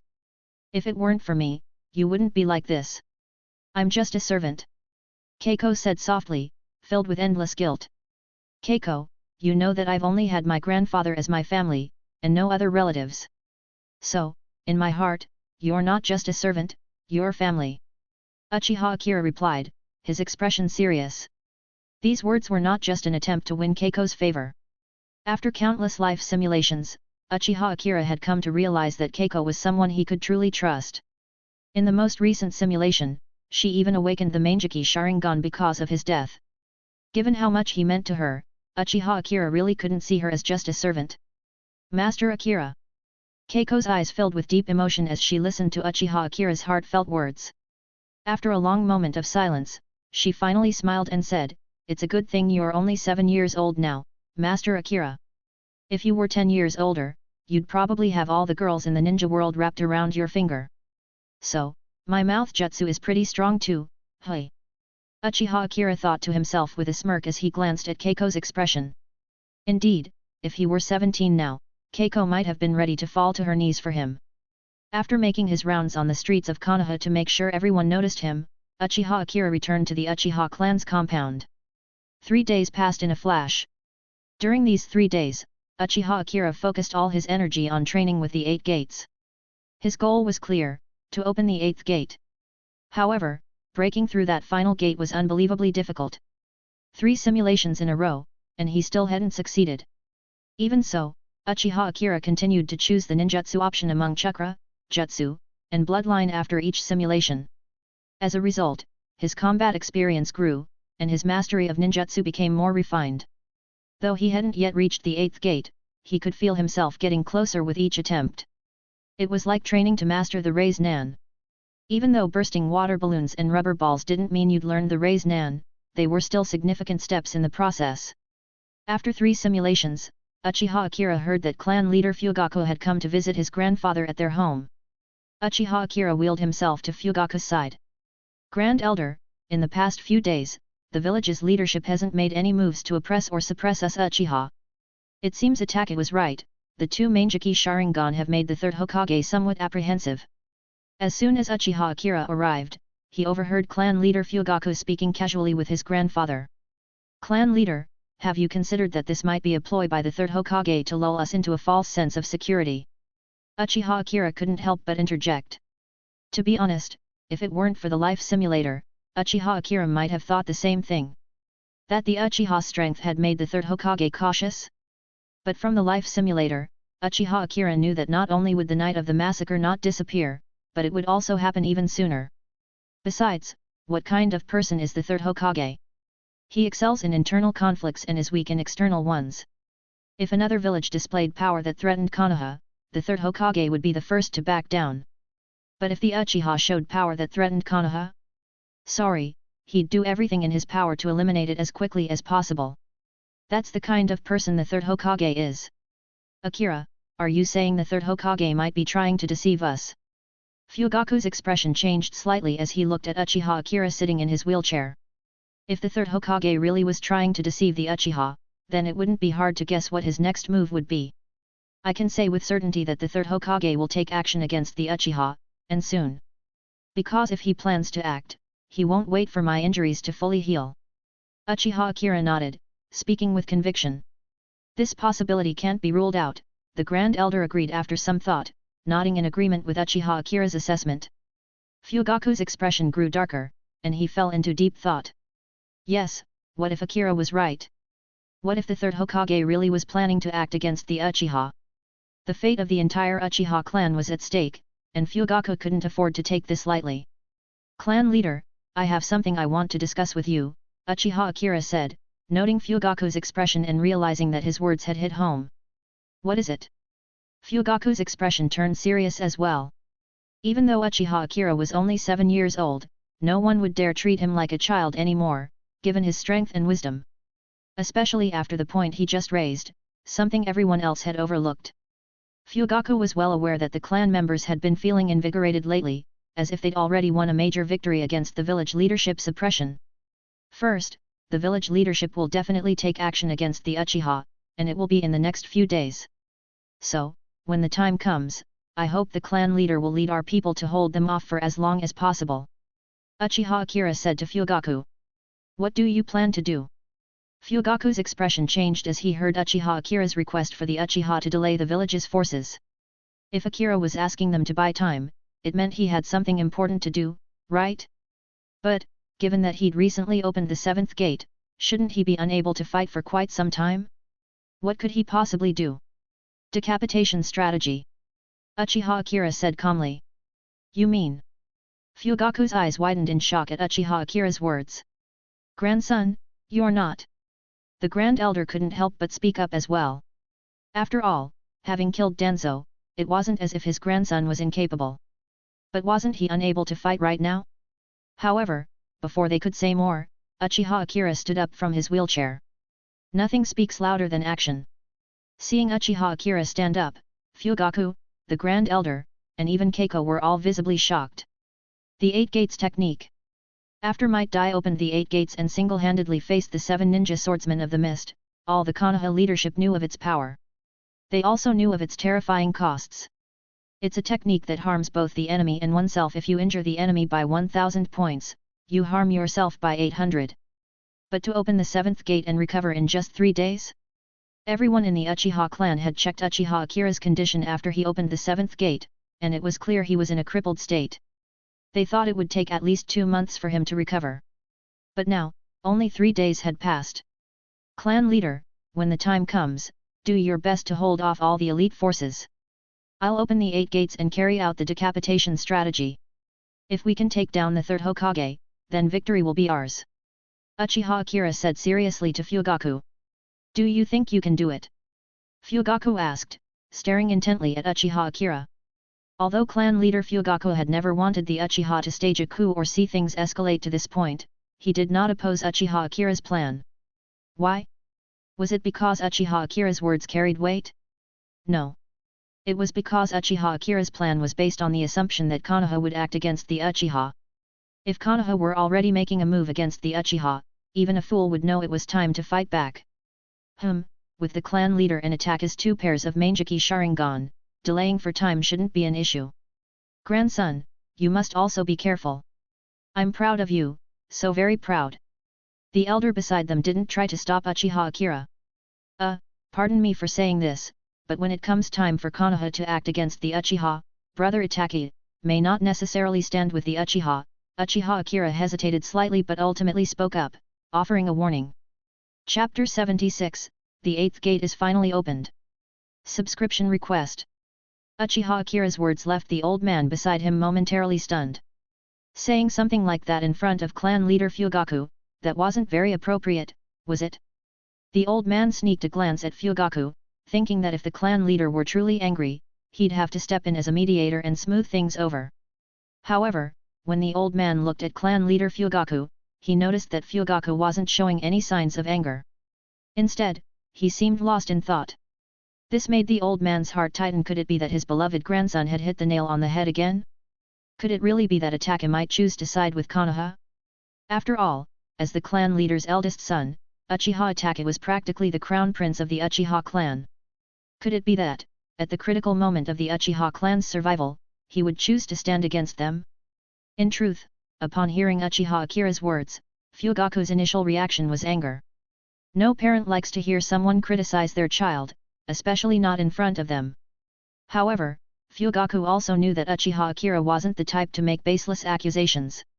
So, he suppressed his anger and carefully considered Akira's words, reflecting on Itachi's actions and behavior over the past 2 years. To his dismay, Fugaku realized that Akira's concerns weren't entirely unfounded. The possibility of Itachi betraying the Uchiha clan and siding with Konoha was not completely out of the question. This realization left Uchiha Fugaku inwardly astounded. Akira's eyes always seemed to see things others couldn't. Just like in recent days, when everyone, including Fugaku himself, believed that Konoha was hesitant to oppress the Uchiha clan due to their strength. But Akira saw the potential crisis, suspecting that Konoha was deliberately trying to lull the Uchiha into a false sense of security. And most importantly, while Akira's words were shocking, upon closer consideration, they weren't just idle talk. Grand Elder, you have a remarkable grandson, Uchiha Fugaku finally said after a long moment of contemplation. He stood up to take his leave, realizing there was much work to be done, and sighed with admiration as he spoke. Clan leader, take care, the old man said, watching Fugaku leave. He knew that Fugaku had taken Akira's words to heart, so he didn't try to make him stay longer. After Fugaku left, the old man turned back and sat down in front of Uchiha Akira. Grandson, when did your body recover? He asked, scrutinizing Akira. That very night, I was already healed, Akira replied honestly, not hiding anything from the old man. If you were already healed, why did you go around in a wheelchair? The old man said reflexively, raising his hand as if to give Akira a smack. This kid. Doesn't he know how much his family worries about him? He made me worry for days. But before he could finish his sentence, the old man stopped himself, his hand pausing mid-air as realization dawned on him. Then, a sly grin spread across his face. You did it on purpose, didn't you? Of course. If the third Hokage wants to lull the Uchiha into a false sense of security, why can't I do the same to him? Akira nodded, confirming his intent. You little rascal, you've got quite the devious mind. The old man's smile grew even broader, though it was clear his pride was shining through. Though he called his grandson mischievous, his expression was one of pride and joy. I learned it from you. Akira replied cheerfully, not at all offended by the old man's words. Nonsense. Your grandpa is as pure as they come, kind-hearted and all. You're the one who's gone astray, don't blame that on me. The old man retorted, his face suddenly taking on a stern, righteous expression. Pfft. Hearing the banter between the grandfather and grandson, Keiko couldn't help but stifle a laugh. But as soon as she realized what she had done, she quickly covered her mouth, thinking she had overstepped. The grandfather and grandson looked at Keiko, but neither of them seemed to mind. Instead, they exchanged glances and then burst into laughter themselves. For a moment, the atmosphere in the room became harmonious and warm. By the way, grandson. After a while, the old man's expression became serious again as he looked at Akira. When you go after the third Hokage, be careful. If things don't go as planned, prioritize your safety. Don't worry, Grandpa. I understand the principle of as long as the green hills remain, there's no fear of running out of firewood, Akira replied, nodding. With my talent, as long as I stay alive, I'll eventually avenge the Uchiha. And as long as I'm alive, I can father dozens of children. Within 100 years, our Uchiha clan will rise to power again. Akira spoke with confidence, as if it were the most natural thing in the world. You rascal, if that's truly how you think, then that's the best, the old man laughed, clearly pleased with Akira's response.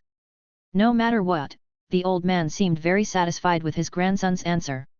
Following this conversation, the Uchiha clan quickly sprang into action. All the elite Uchiha, especially those outside the village, were summoned back, and patrols were strengthened. The elite Uchiha shinobi, aware of these new orders, were not only without complaints but were actually invigorated. Was the clan leader suddenly tightening the defenses, or had he changed his mind and was planning to initiate a coup? Thanks to Akira's warning and Fugaku's subsequent reflection, the recent activities of the Uchiha clan were subtly kept from Itachi. Even Itachi's whereabouts had been somewhat erratic these past few days. I'm finished, Itachi announced one evening, setting down his bowl early and standing up. Itachi, where are you going? Uchiha Mikoto, his mother, had recently noticed that her eldest son seemed a bit off. There's some work in the Anbu that needs handling, Itachi replied calmly, his expression as composed as ever. But brother, you promised to teach me how to throw shuriken. Sasuke, who was nearby, complained unhappily. Seeing Sasuke's disgruntled face, Itachi's otherwise stoic expression softened slightly. He motioned for Sasuke to come closer. When Sasuke approached, Itachi gently tapped his forehead with his finger. Forgive me, Sasuke, this will be the last time. As Sasuke cried out in frustration, Itachi turned and left, his figure quickly disappearing into the night. Darn it, always treating me like a child. Sasuke grumbled, rubbing his forehead and glaring in the direction Itachi had gone. Sigh, I hope Akira was wrong. The third Hokage and Itachi will soon make their move against the Uchiha. We should stay vigilant and on guard these coming days. If a month passes and Akira's visible injuries are about 70 to 80% healed, and the third Hokage hasn't acted yet, then maybe Akira was wrong. Fugaku mused quietly to himself, setting a rough timeline for the increased security measures within the Uchiha clan. But then, glancing at Sasuke and comparing him to Uchiha Akira, who was the same age, Fugaku shook his head in silent contemplation. Though they were both 7 years old, even playmates, the difference between Sasuke and Akira was vast. Sasuke was still just a child, unaware of anything. Meanwhile, Akira was already risking his life for the future of the Uchiha clan. Fugaku. Uchiha Mikoto hesitated, looking at her husband as if she wanted to say something. Understanding that his wife had likely sensed something, Fugaku gave her a reassuring smile. Don't worry, everything will be fine. Reassured by her husband's words, Uchiha Mikoto nodded slightly, feeling a bit more at ease. The night passed without incident. The next morning, Uchiha Akira woke up and noticed that his savings had dwindled to just over 200,000 RY. Phaeton Jutsu feels satisfying, but if I keep using it, I'll feel satisfied all the time. The 2 million RY inheritance left by Shisui-sensei had almost been completely drained. Just 2 more attempts, I hope I can finally master the 8 gates. This time, Uchiha Akira thought carefully about what he needed to do next, made up his mind, and began a new round of life simulation. The life simulation began. On the surface, you appear to be severely injured and crippled, but in reality, you have long since recovered.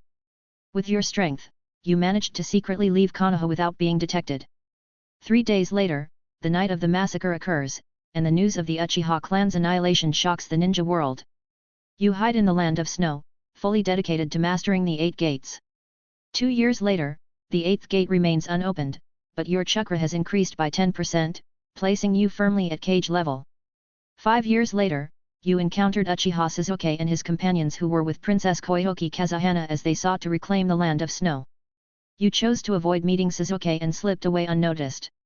Your chakra reserves have increased by another 20%, but more importantly, you finally began to feel some give in the final gate of the 8 gates. 7 years later, you heard rumors of Konoha being destroyed by pain. You drank a few extra cups in celebration, sensing that you were close to mastering the 8th gate. 8 years later, the fourth great ninja war broke out, engulfing the entire ninja world. You decided to observe the war and, using your Sharingan, witnessed Might Guy open the 8th gate and enter Night Guy mode. Might Guy's attack severely injured Uchiha Madara, leaving him unable to move. After years of grueling training and observing Might Guy's use of the 8th gate, you finally found the breakthrough you needed. You attempted to open the 8th gate and succeeded. With Uchiha Madara already gravely injured, you engaged him while in the 8th gate state, utterly overwhelming him. You completely dominated Uchiha Madara in battle. As the 8th gate's effects wore off, you died. Please choose one of the following rewards from the simulation. Option 1, all learned knowledge, skills, and combat experience.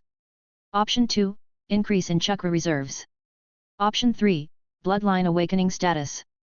The life simulation concluded, and seeing the final outcome, Uchiha Akira was overjoyed. After all the effort, he had finally managed to open the 8th gate. Chapter 77, The Blood Moon Rises, The Night of the Massacre, Subscription Request. After so much effort and spending hundreds of thousands of RY on enhancements, what was it all for? It was all for opening the final gate of the 8 gates technique. The last gate of the 8 gates is indeed extremely difficult to open. However, once opened, the increase in power it provides is beyond comparison to the other 7 gates. It's akin to the evolution of the Sharingan into the Mangekyo Sharingan, extremely difficult, but the power gained is a qualitative leap, not just a mere increase in Tomo. Faced with the 3 choices, Uchiha Akira naturally chose to enhance his ninjutsu abilities. Immediately, Uchiha Akira felt a significant change in his body. At the same time, he also gained a thorough understanding of how to open the 8th gate. This 8th gate is truly not easy to open. After multiple life simulations, spending what feels like decades in rigorous training, I still only succeeded after using the Sharingan's insight to observe Might Guy opening the 8 gates himself. Although successfully opening the 8th gate was a cause for great celebration, Uchiha Akira couldn't help but lament the difficulty of mastering the 8 gates. No other jutsu had ever required so much time and effort from him. Now, things are finally secure. Uchiha Akira nodded to himself, a smile of satisfaction spreading across his face. Meanwhile, Uchiha Itachi was secretly preparing for the massacre of the Uchiha clan. The coordination with the Anbu and even Tobi from the Akatsuki had to be meticulously arranged in advance. After all, the target was the Uchiha clan, the most powerful family in Konoha. The preparations had to be flawless. In a training ground within Konoha, Might Guy and Kakashi were engaged in their 1001st battle. The two fought fiercely, their exchange of blows heating up the battlefield. In the end, Might Guy made a slight mistake, which Kakashi exploited, leading to Guy's defeat. Huff, huff. The 2 elite Genin of Konoha lay on the grass, panting heavily.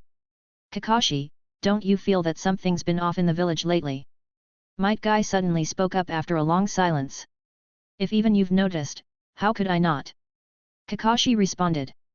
What do you mean by that? Are you saying I'm dumb? Guy snapped back, not liking the implication. Kakashi didn't bother to argue on that point, he knew well enough what Guy's intelligence level was. The village feels like it's on the brink of a storm, Kakashi remarked after a moment of silence. Where is the source of this storm? Despite having just defended his intelligence, Guy couldn't help but ask Kakashi for his thoughts. Kakashi glanced at Guy. Normally, he would dodge such questions, but he trusted Guy and felt it was better to give him a heads up. After a brief hesitation, Kakashi finally spoke, do you remember the night Danzo was killed? He didn't need to say much, that one line was enough. Upon hearing Kakashi's reminder, Might Guy understood. You mean the storm is coming from the Uchiha? Kakashi didn't reply. But his silence was the best answer, a tacit confirmation. Is it because of Akira? Guy asked after a moment of hesitation. After all, Danzo had died at the hands of Uchiha Akira. Kakashi still didn't answer, his silence once again confirming Guy's suspicion. Sigh. Seeing Kakashi's response, Might Guy let out a long sigh. To be honest, Guy had a good personal relationship with Uchiha Akira. Otherwise, he wouldn't have taught Akira the 8 gates technique. It was even Uchiha Akira who had introduced him to Rock Lee at the academy. Upon meeting Lee, Guy felt that it was as if fate had gifted him the perfect student, someone with no talent for ninjutsu or genjutsu, but immense determination, making him the ideal candidate to learn taijutsu under his guidance. On one hand, there was his personal relationship with Akira, and on the other, the gratitude for introducing him to such a perfect disciple. Now, learning that a storm was brewing in Konoha and that Akira was at its center, Guy couldn't help but feel deeply concerned. But as a ninja of Konoha, how could he side with the Uchiha against the village? For a moment, Might Guy found himself caught in a difficult dilemma. If even Guy could sense that something was off in the village lately, it was no surprise that many other ninjas were feeling the same. Especially with a new rumor spreading through the village. The Uchiha clan now possessed 2 Mangekyo Sharingan. People hadn't forgotten that on the night of the Nine Tails attack, the beast had been controlled by the Sharingan. The image of the Nine Tails' eyes reflecting the pattern of the 3 Tomo Sharingan was something many in the village had witnessed firsthand. Originally, there were already suspicions that the Uchiha clan had a hand in the Nine Tails incident. Now, learning that they possessed not just 1, but 2 Mangekyo Sharingan only fueled those suspicions. The target of these suspicions was naturally the head of the Uchiha clan, Uchiha Fugaku, especially given Itachi's young age at the time. Some villagers were even quietly calling for an investigation into Fugaku's involvement. Konoha needed answers. Someone had to explain the truth. Within the village, the Uchiha were known for their pride and aloofness. As a result, they weren't particularly well liked. Their role in the Konoha police force, which was akin to that of law enforcement, also meant they often clashed with others, further tarnishing their reputation. Now, with rumors swirling that the Uchiha clan leader possessed the Mangekyo Sharingan and could have been behind the Nine Tails incident, the clan found themselves under intense scrutiny. However, despite the growing outcry, the third Hokage had yet to take any action against the Uchiha. This only bolstered the pride of some within the Uchiha clan. Just look at the past. Similar rumors had driven the White Fang to suicide. Yet now, under similar circumstances, Konoha dared not lay a finger on their clan leader. What did that signify? It signified that the Uchiha clan had grown so powerful that even the higher UPS of Konoha were wary of them. Naturally, this was a source of pride for many in the clan. In any case, the situation in Konoha was one of tension. The villagers' discontent with the Uchiha was growing, but the higher UPS remained unervingly quiet. This tension left many unsure of what was truly happening. However, Uchiha Akira wasn't particularly focused on the unfolding situation. His primary concern was one thing. In just 2 days, the night of the massacre would arrive. He needed to make sure he was fully prepared. First, he conducted another life simulation, focusing on chakra training this time. In the simulation, he managed to survive for several years, living until the 4th Great Ninja War before finally dying. His chakra reserves increased by 50%. Though this percentage might not seem high, it was a significant boost to his chakra, enough to push his overall strength into the cage level. However, because of his plan to exploit a loophole, Uchiha Akira refrained from immediately claiming the rewards when the life simulator presented them to him. He also sealed a transcription seal onto himself. If he were to die, the seal would activate, sacrificing Uchiha Shisui's Mangekyo Sharingan to cast Izanagi and revive him. Though Kota Amatsukami was powerful, Akira valued his life and his Sharingan more. This transcription seal and Izanagi served as a second layer of protection. With this, Uchiha Akira felt he had covered all his bases. I've had this life simulator for a year now, Akira mused. Over the past year, I've simulated my life dozens of times, accumulating centuries of experience, and finally gained the power I have now. Who would have thought that when the night of the massacre finally arrived, I'd be part of it, possibly even changing the tragic events of the original story. With his preparations complete, Uchiha Akira reflected on his year of hard work, feeling a deep sense of nostalgia and emotion. Yes, when he first reincarnated into the Uchiha clan, the night of the massacre loomed over him like a sword hanging by a thread. Even after gaining the life simulator, Akira's primary focus had always been on survival.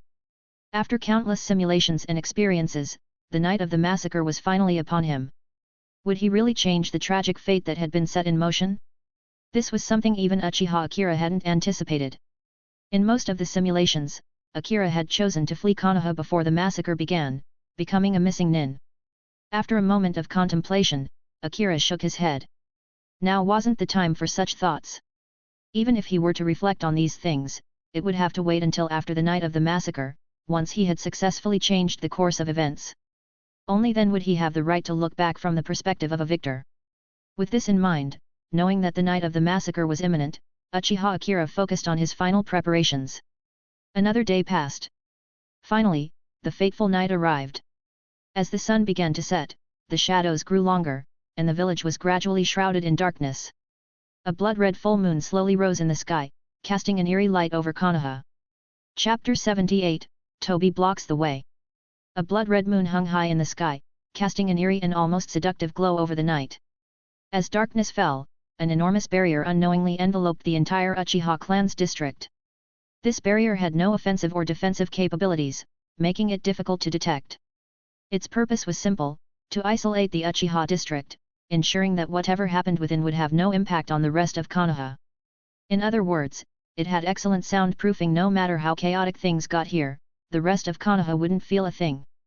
Under the cover of night, Uchiha Itachi walked steadily toward the clan district, his face devoid of any expression, his entire being exuding a cold, chilling aura. As a member of the Uchiha clan and the son of the clan leader, Uchiha Itachi bore an immense burden in making the decision to raise his sword against his own kin for the sake of Konoha's peace. It was a decision that had caused him indescribable anguish. However, for the sake of peace, Uchiha Itachi did not regret his choice.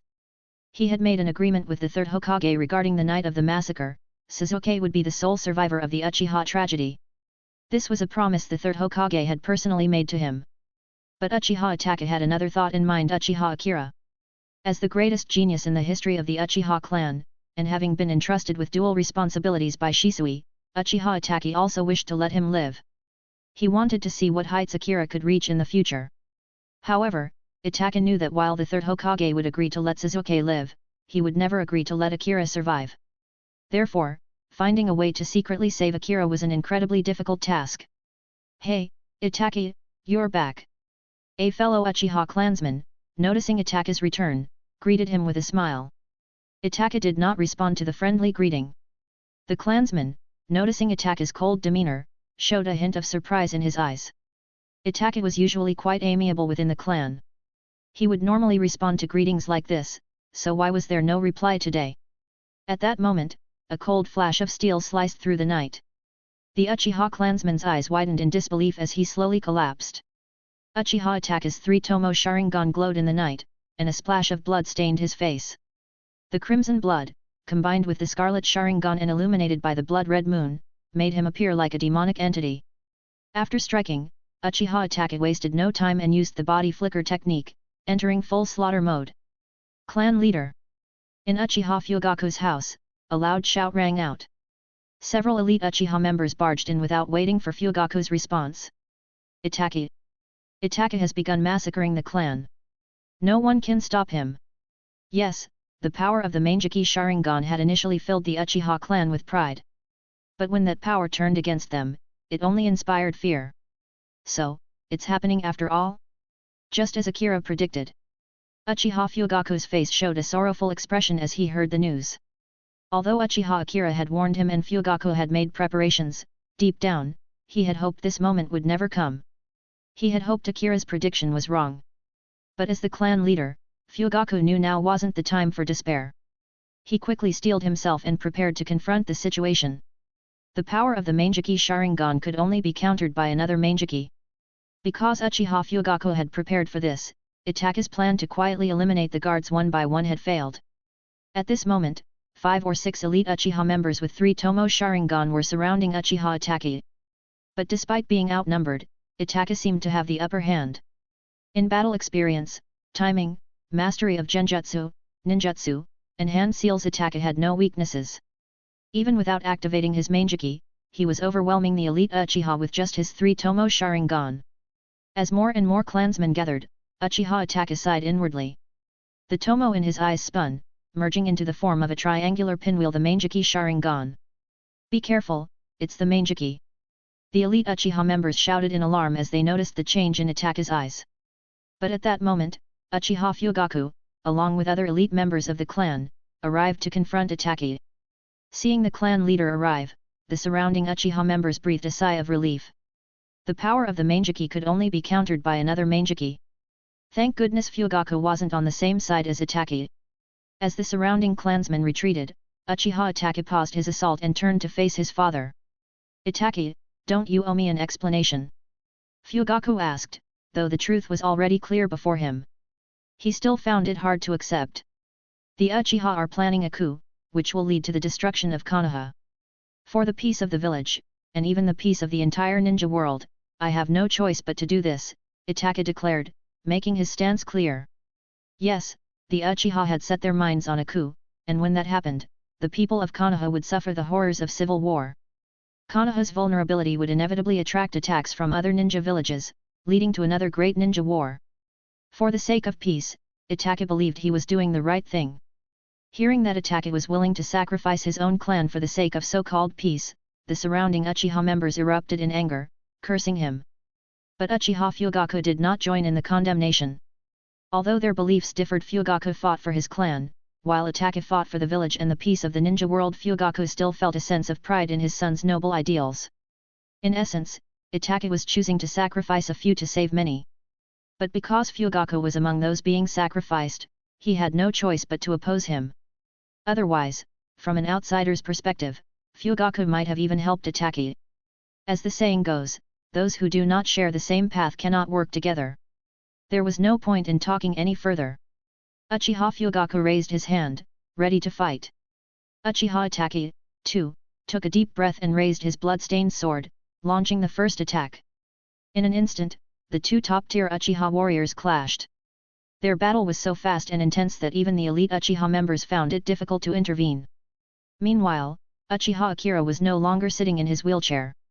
He stood on a rooftop, watching Fugaku and Itachi's fight from a distance. After observing for a moment, Akira shook his head silently. Indeed, the power of the Mangekyo Sharingan was immense. Despite simulating life for so long and experiencing centuries worth of life, Akira had yet to awaken the Mangekyo himself. If it weren't for the 8 gates, he'd likely be helpless against the Mangekyo. However, now wasn't the time to watch this father-son battle. Akira had his own mission to carry out. After taking a quick glance at the fight, Akira turned and prepared to leave the Uchiha district. Tonight's plan had already been discussed with Fugaku. The Uchiha members would delay the enemies as much as possible, allowing Akira to carry out the decapitation strategy. After all, it wasn't just Uchiha Itachi who would be responsible for the clan's destruction. Konoha's Anbu, and even members of Root, would likely be involved, though they had yet to make their move. However, just as Akira turned to leave, he suddenly noticed a figure blocking his path. Under the moonlight, the figure was cloaked, with a large hood covering his head, making it difficult to see his face. Of course, even without the hood, his face would have been obscured. The figure wore a wooden mask with a spiral pattern, orange-red in color. This. Seeing the figure blocking his way, Uchiha Akira's heart sank. Judging by the mask, Akira immediately recognized who it was. Uchiha Obito. In Akira's mind, Obito was the greatest genius in Uchiha history. Why? Because he awakened the Mangekyo directly from the two-tomo state. In all of Uchiha history, who else could boast such a feat? In terms of talent, not even Uchiha Madara, Shisui, Itachi, or Sasuke could compare. In the original Naruto series, many tragedies were deeply moving, but none more so than Obito's love for Rin no Hara. Of course, as a spectator, Akira was also moved by Obito's story. But now, they stood on opposing sides. Chapter 79, Kicking Open the Hokage's Door. Who are you? Uchiha Akira asked as he looked at the figure before him. Even though he already knew Tobi's true identity, Uchiha Akira pretended not to know. The current confrontation was only due to the Uchiha Massacre night. Once this was over, they would each return to their own business, and there wouldn't be much contact for a long time. But if he showed that he had already figured out Tobi's identity, Tobi would inevitably focus more attention on him. Since he didn't yet have the power to crush Tobi, why not save himself some trouble? The 8 gates technique was strong, no doubt, but it was a trump card for critical moments, not something to be used as a regular power. Even if he could successfully exploit the loophole, the excruciating pain that came with opening the 7th gate, the feeling of his flesh tearing apart, was enough to make him shudder. The pain from opening the 8th gate would surely be even more terrifying. Me? I'm Uchiha Madara, Tobi said, slowly pulling down the hood of his cloak. Behind the mask, his right eye revealed a Sharingan with 3 tomo. He deliberately lowered his voice as he spoke to Uchiha Akira. Star-Lord, is that you? Uchiha Akira suddenly blurted out. He recalled how, in a past life, in a certain movie, Star-Lord, normally a goofy character, had imitated Thor's deep voice when they first met. This moment was eerily similar to that scene. Come to think of it, Uchiha Tobi also had a somewhat goofy personality. But here he was, intentionally lowering his voice, pretending to be Uchiha Madara. Luckily for Tobi, his face was hidden behind the mask, so his expression couldn't be seen. At this moment, the expression behind the mask was probably one of utter confusion. He had just declared himself as Uchiha Madara. Akira should have either been shocked, skeptical, or, at the very least, sarcastic. But instead, he suddenly mentioned Star-Lord. What kind of nonsense was that? Who was Star-Lord? Had he mistaken him for someone else? My bad, just mixed things up. Uchiha Akira waved his hand dismissively as Tobi remained silent, seemingly thrown off by the remark. Is this guy a clown or something? Tobi thought to himself, internally sighing after this brief exchange. This evening, no one within the Uchiha district will be allowed to leave. Tobi declared in a low, menacing voice, ignoring whether or not Akira was just a fool. Oh? And what if I say I'm determined to leave? Uchiha Akira responded with a calm challenge. You can try, Tobi said confidently, his posture unyielding. Try, then, Akira replied with a grin. Forming hand seals, he created a dozen shadow clones. The clones scattered in different directions, moving away from the Uchiha district. Tobi's Kamui technique was indeed formidable, blending the intangible and tangible, making it hard to counter. But the body flicker technique developed by Shisui had a similar effect, making it difficult to distinguish between real and illusionary clones. Tobi was strong, but blocking Akira's path wouldn't be easy. As Akira split into a dozen clones and dispersed, Tobi moved with incredible speed, attacking all the clones simultaneously. His speed was undoubtedly that of a cage-level ninja. However, the inside of his three-tomo Sharingan was sharp, and with each attack, Tobi's strikes simply passed through Akira's body. The clones made no effort to defend or dodge, allowing his attacks to phase through them. In just a few seconds, Tobi had struck all the clones. Yet, Akira's true body had already switched positions twice, avoiding every strike. In those few seconds of stalling, the clones had spread far and wide, quickly disappearing into the night. So this is the legendary body flicker technique of Shisui? What an annoying ability! Tobi muttered to himself as he watched Akira's distant figure. He had always relied on his Kamui to easily evade attacks, shifting between tangible and intangible states at will.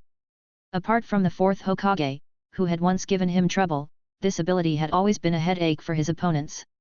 But now, for the first time, he found himself up against a similar technique. A dozen shadow clones, with bodies that also seemed to shift between tangible and intangible. He had just experienced his own ability used against him. The hunter has become the hunted, Tobi thought with a wry smile, shaking his head. He decided to let it go. His focus was on the Uchiha clan as a whole. Though Akira had managed to escape, it wasn't a critical loss in the grand scheme of things. Once the Uchiha clan was wiped out tonight, he could deal with Akira later. Shifting his attention back to the Uchiha district, Tobi dismissed Akira's escape as a minor setback, not worth his concern. Shisui-sensei's technique really lives up to its reputation. The more focused the fight, the better it performs, Uchiha Akira mused, feeling a surge of gratitude toward his teacher's skill. Using the body flicker technique alone, without resorting to the 8 gates, he had managed to slip past Tobi's guard, leaving him with a sense of accomplishment. The ability to switch between real and illusionary clones, confusing even Tobi, must have been particularly frustrating for him. It's no wonder the Murong clan from Heavenly Dragon is so famous for their using your own methods against you technique. It's hard to deal with your own signature move used against you, Akira thought. There was a certain satisfaction in using Tobi's own tactics against him. Shaking off these thoughts, Uchiha Akira refocused on his mission. The Uchiha Massacre had already begun. Fugaku, the clan leader, and the others were buying him time by holding off their enemies. He couldn't afford to be distracted. His primary objective now was the decapitation strategy, eliminating the third Hokage. Konoha's leadership had become thoroughly corrupt, and it was time for Akira to take matters into his own hands, to purge the rot from within. If not for Konoha's deep roots, the village would have already crumbled under the current leadership's mismanagement. With Tobi unable to stop him, Akira had little difficulty leaving the Uchiha district. Once free, Akira moved like a ghost, swiftly making his way toward the third Hokage's residence.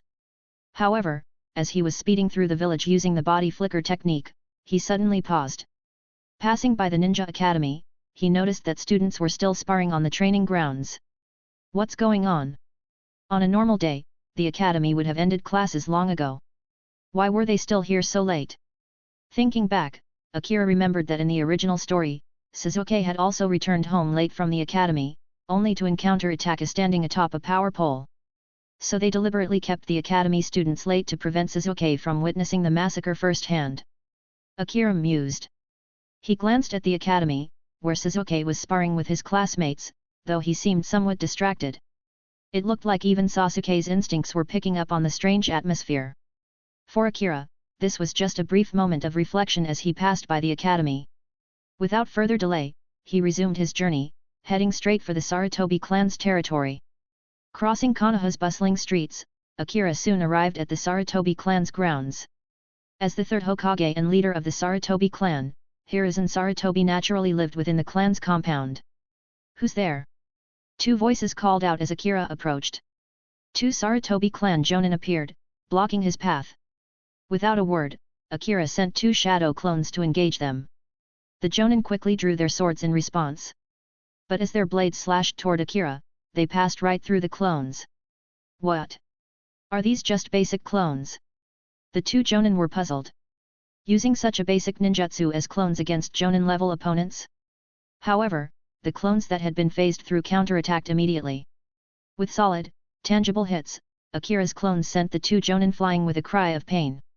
Though only 7 years old, Akira's chakra reserves were at the peak jonin level, nearly touching the threshold of cage level. Naturally, two ordinary jonin were no match for him. After swiftly dispatching the jonin, Akira made his way to the third Hokage's residence. Instead of sneaking in, he kicked the front door with all his might, sending it flying. Then, step by step, Uchiha Akira walked into the third Hokage's home. His eyes shone crimson, and the three tomo of his Sharingan spun menacingly. Chapter 80, I, Uchiha Akira, invite the Hokage to ascend. In the Uchiha district, the battle between Fugaku and Itachi continued. Both wielded the power of the Mangekyo Sharingan, and as they exchanged blows, it was clear that neither could gain the upper hand. The fight seemed to be locked in a stalemate. In the original story, Fugaku saw no hope of victory and chose to surrender. But now, Uchiha Akira had given Fugaku a sliver of hope. Thus, Fugaku pushed his Mangekyo to its limits, trying his best to buy time for Uchiha Akira. Fugaku's thoughts were simple: the longer he could delay the battle, the less pressure Akira would face. If Akira could truly succeed in his decapitation plan, it would be the best possible outcome. If he failed, at least the reduced pressure would give Akira a better chance of escaping alive. As the greatest genius in Uchiha history, Fugaku had placed the future of the clan in Akira's hands. As long as Akira lived, the Uchiha clan would not be completely annihilated. What should we do? In the shadows of the Uchiha district, several ANBU and root ninjas observed the father-son battle. One of them couldn't help but ask. We can't wait any longer. It's clear that Uchiha Itachi alone can't get the job done. Fortunately, Fugaku is occupied. Everyone, attack together. After a brief moment of thought, the hidden ninja gave the order. Indeed, with the Uchiha's two strongest Mangekyo wielders locked in battle, this was a rare opportunity to annihilate the Uchiha clan. Once they had made up their minds, all the hidden ANBU and root ninjas appeared. One by one, masked figures emerged in the darkness, their shadows flickering. There were hundreds of them, indicating that both the ANBU and root had been deployed almost in full force. Be on alert, we're under attack. Despite the darkness, the Uchiha clan's Sharingan provided excellent vision. As soon as the ANBU and root ninjas appeared, the Uchiha warriors quickly rallied together. Their faces were grim like never before. Judging by the numbers, the ANBU and root forces were even greater than theirs. So, the Konoha leadership had made up their minds to eliminate the Uchiha completely. Damn Konoha! They actually managed to turn Itachi into a traitor. We had two Mangekyo Sharingan in our clan, but now, we can't even use one to fend off Konoha's attack. So many people? Konoha really intends to wipe out the Uchiha. The Uchiha warriors cursed internally as they realized that with Itachi occupying Fugaku, their clan's claws had effectively been clipped. Attack! At this point, there was no need for more words. The ANBU and root ninjas who had revealed themselves launched their assault. Sigh! In the midst of the chaos, Uchiha Itachi sighed deeply as he glanced at the melee between the Uchiha clan and the Konoha ninjas. Why had he personally taken up the task of annihilating the Uchiha? It was to prevent a full-scale battle between the Uchiha and Konoha, which would only deplete Konoha's strength. But now, the situation seemed to be spiraling into exactly what he had hoped to avoid. All of you, listen to me. Focus on self-preservation. Seeing that the Uchiha warriors were emboldened by the dire situation and were preparing to fight to the death, Fugaku quickly shouted. Kill one and break even, kill two and you're ahead? Such thoughts must not take root in the Uchiha warriors' minds. Fugaku couldn't forget the mission they had agreed upon. Their task was to delay, to buy as much time as possible. Focus on self-preservation? Don't prioritize killing the enemy. The Uchiha warriors were puzzled by Fugaku's order. They couldn't understand why their clan leader had given such a directive. But since it was the clan leader's command, the Uchiha warriors began to change their fighting style, working in pairs and small groups, covering each other, and focusing on defense. Follow the clan leader's orders. Focus on self-preservation. At this moment, the great elder Uchiha Tai also spoke up, loudly echoing Fugaku's strategy. With both the clan leader and the great elder issuing such orders, all the Uchiha warriors regrouped, forming a defensive perimeter. Father, are you trying to buy time? What are you planning? Itachi, ever perceptive, immediately noticed the change in the Uchiha warriors' tactics and realized that they were trying to delay. But why? What was the Uchiha's hidden card that he wasn't aware of? However, Fugaku did not answer Itachi's question. Itachi was left bewildered. If the Uchiha had a hidden card, it would involve the three greatest warriors, Father, himself, and Akira. Now, Father and he were locked in battle. As for Akira, he had opened the seventh gate a few days ago and shouldn't be able to fight for at least a month. So, what could the Uchiha be planning? Knowing that the Uchiha had some kind of hidden card but not knowing what it was made Itachi deeply uncomfortable. Is the Uchiha trying to buy time? What are they planning? Tobi, lurking in the shadows and mainly responsible for preventing the Uchiha from escaping, also realized that they were stalling for time. But like Itachi, he was puzzled. What were they planning to do?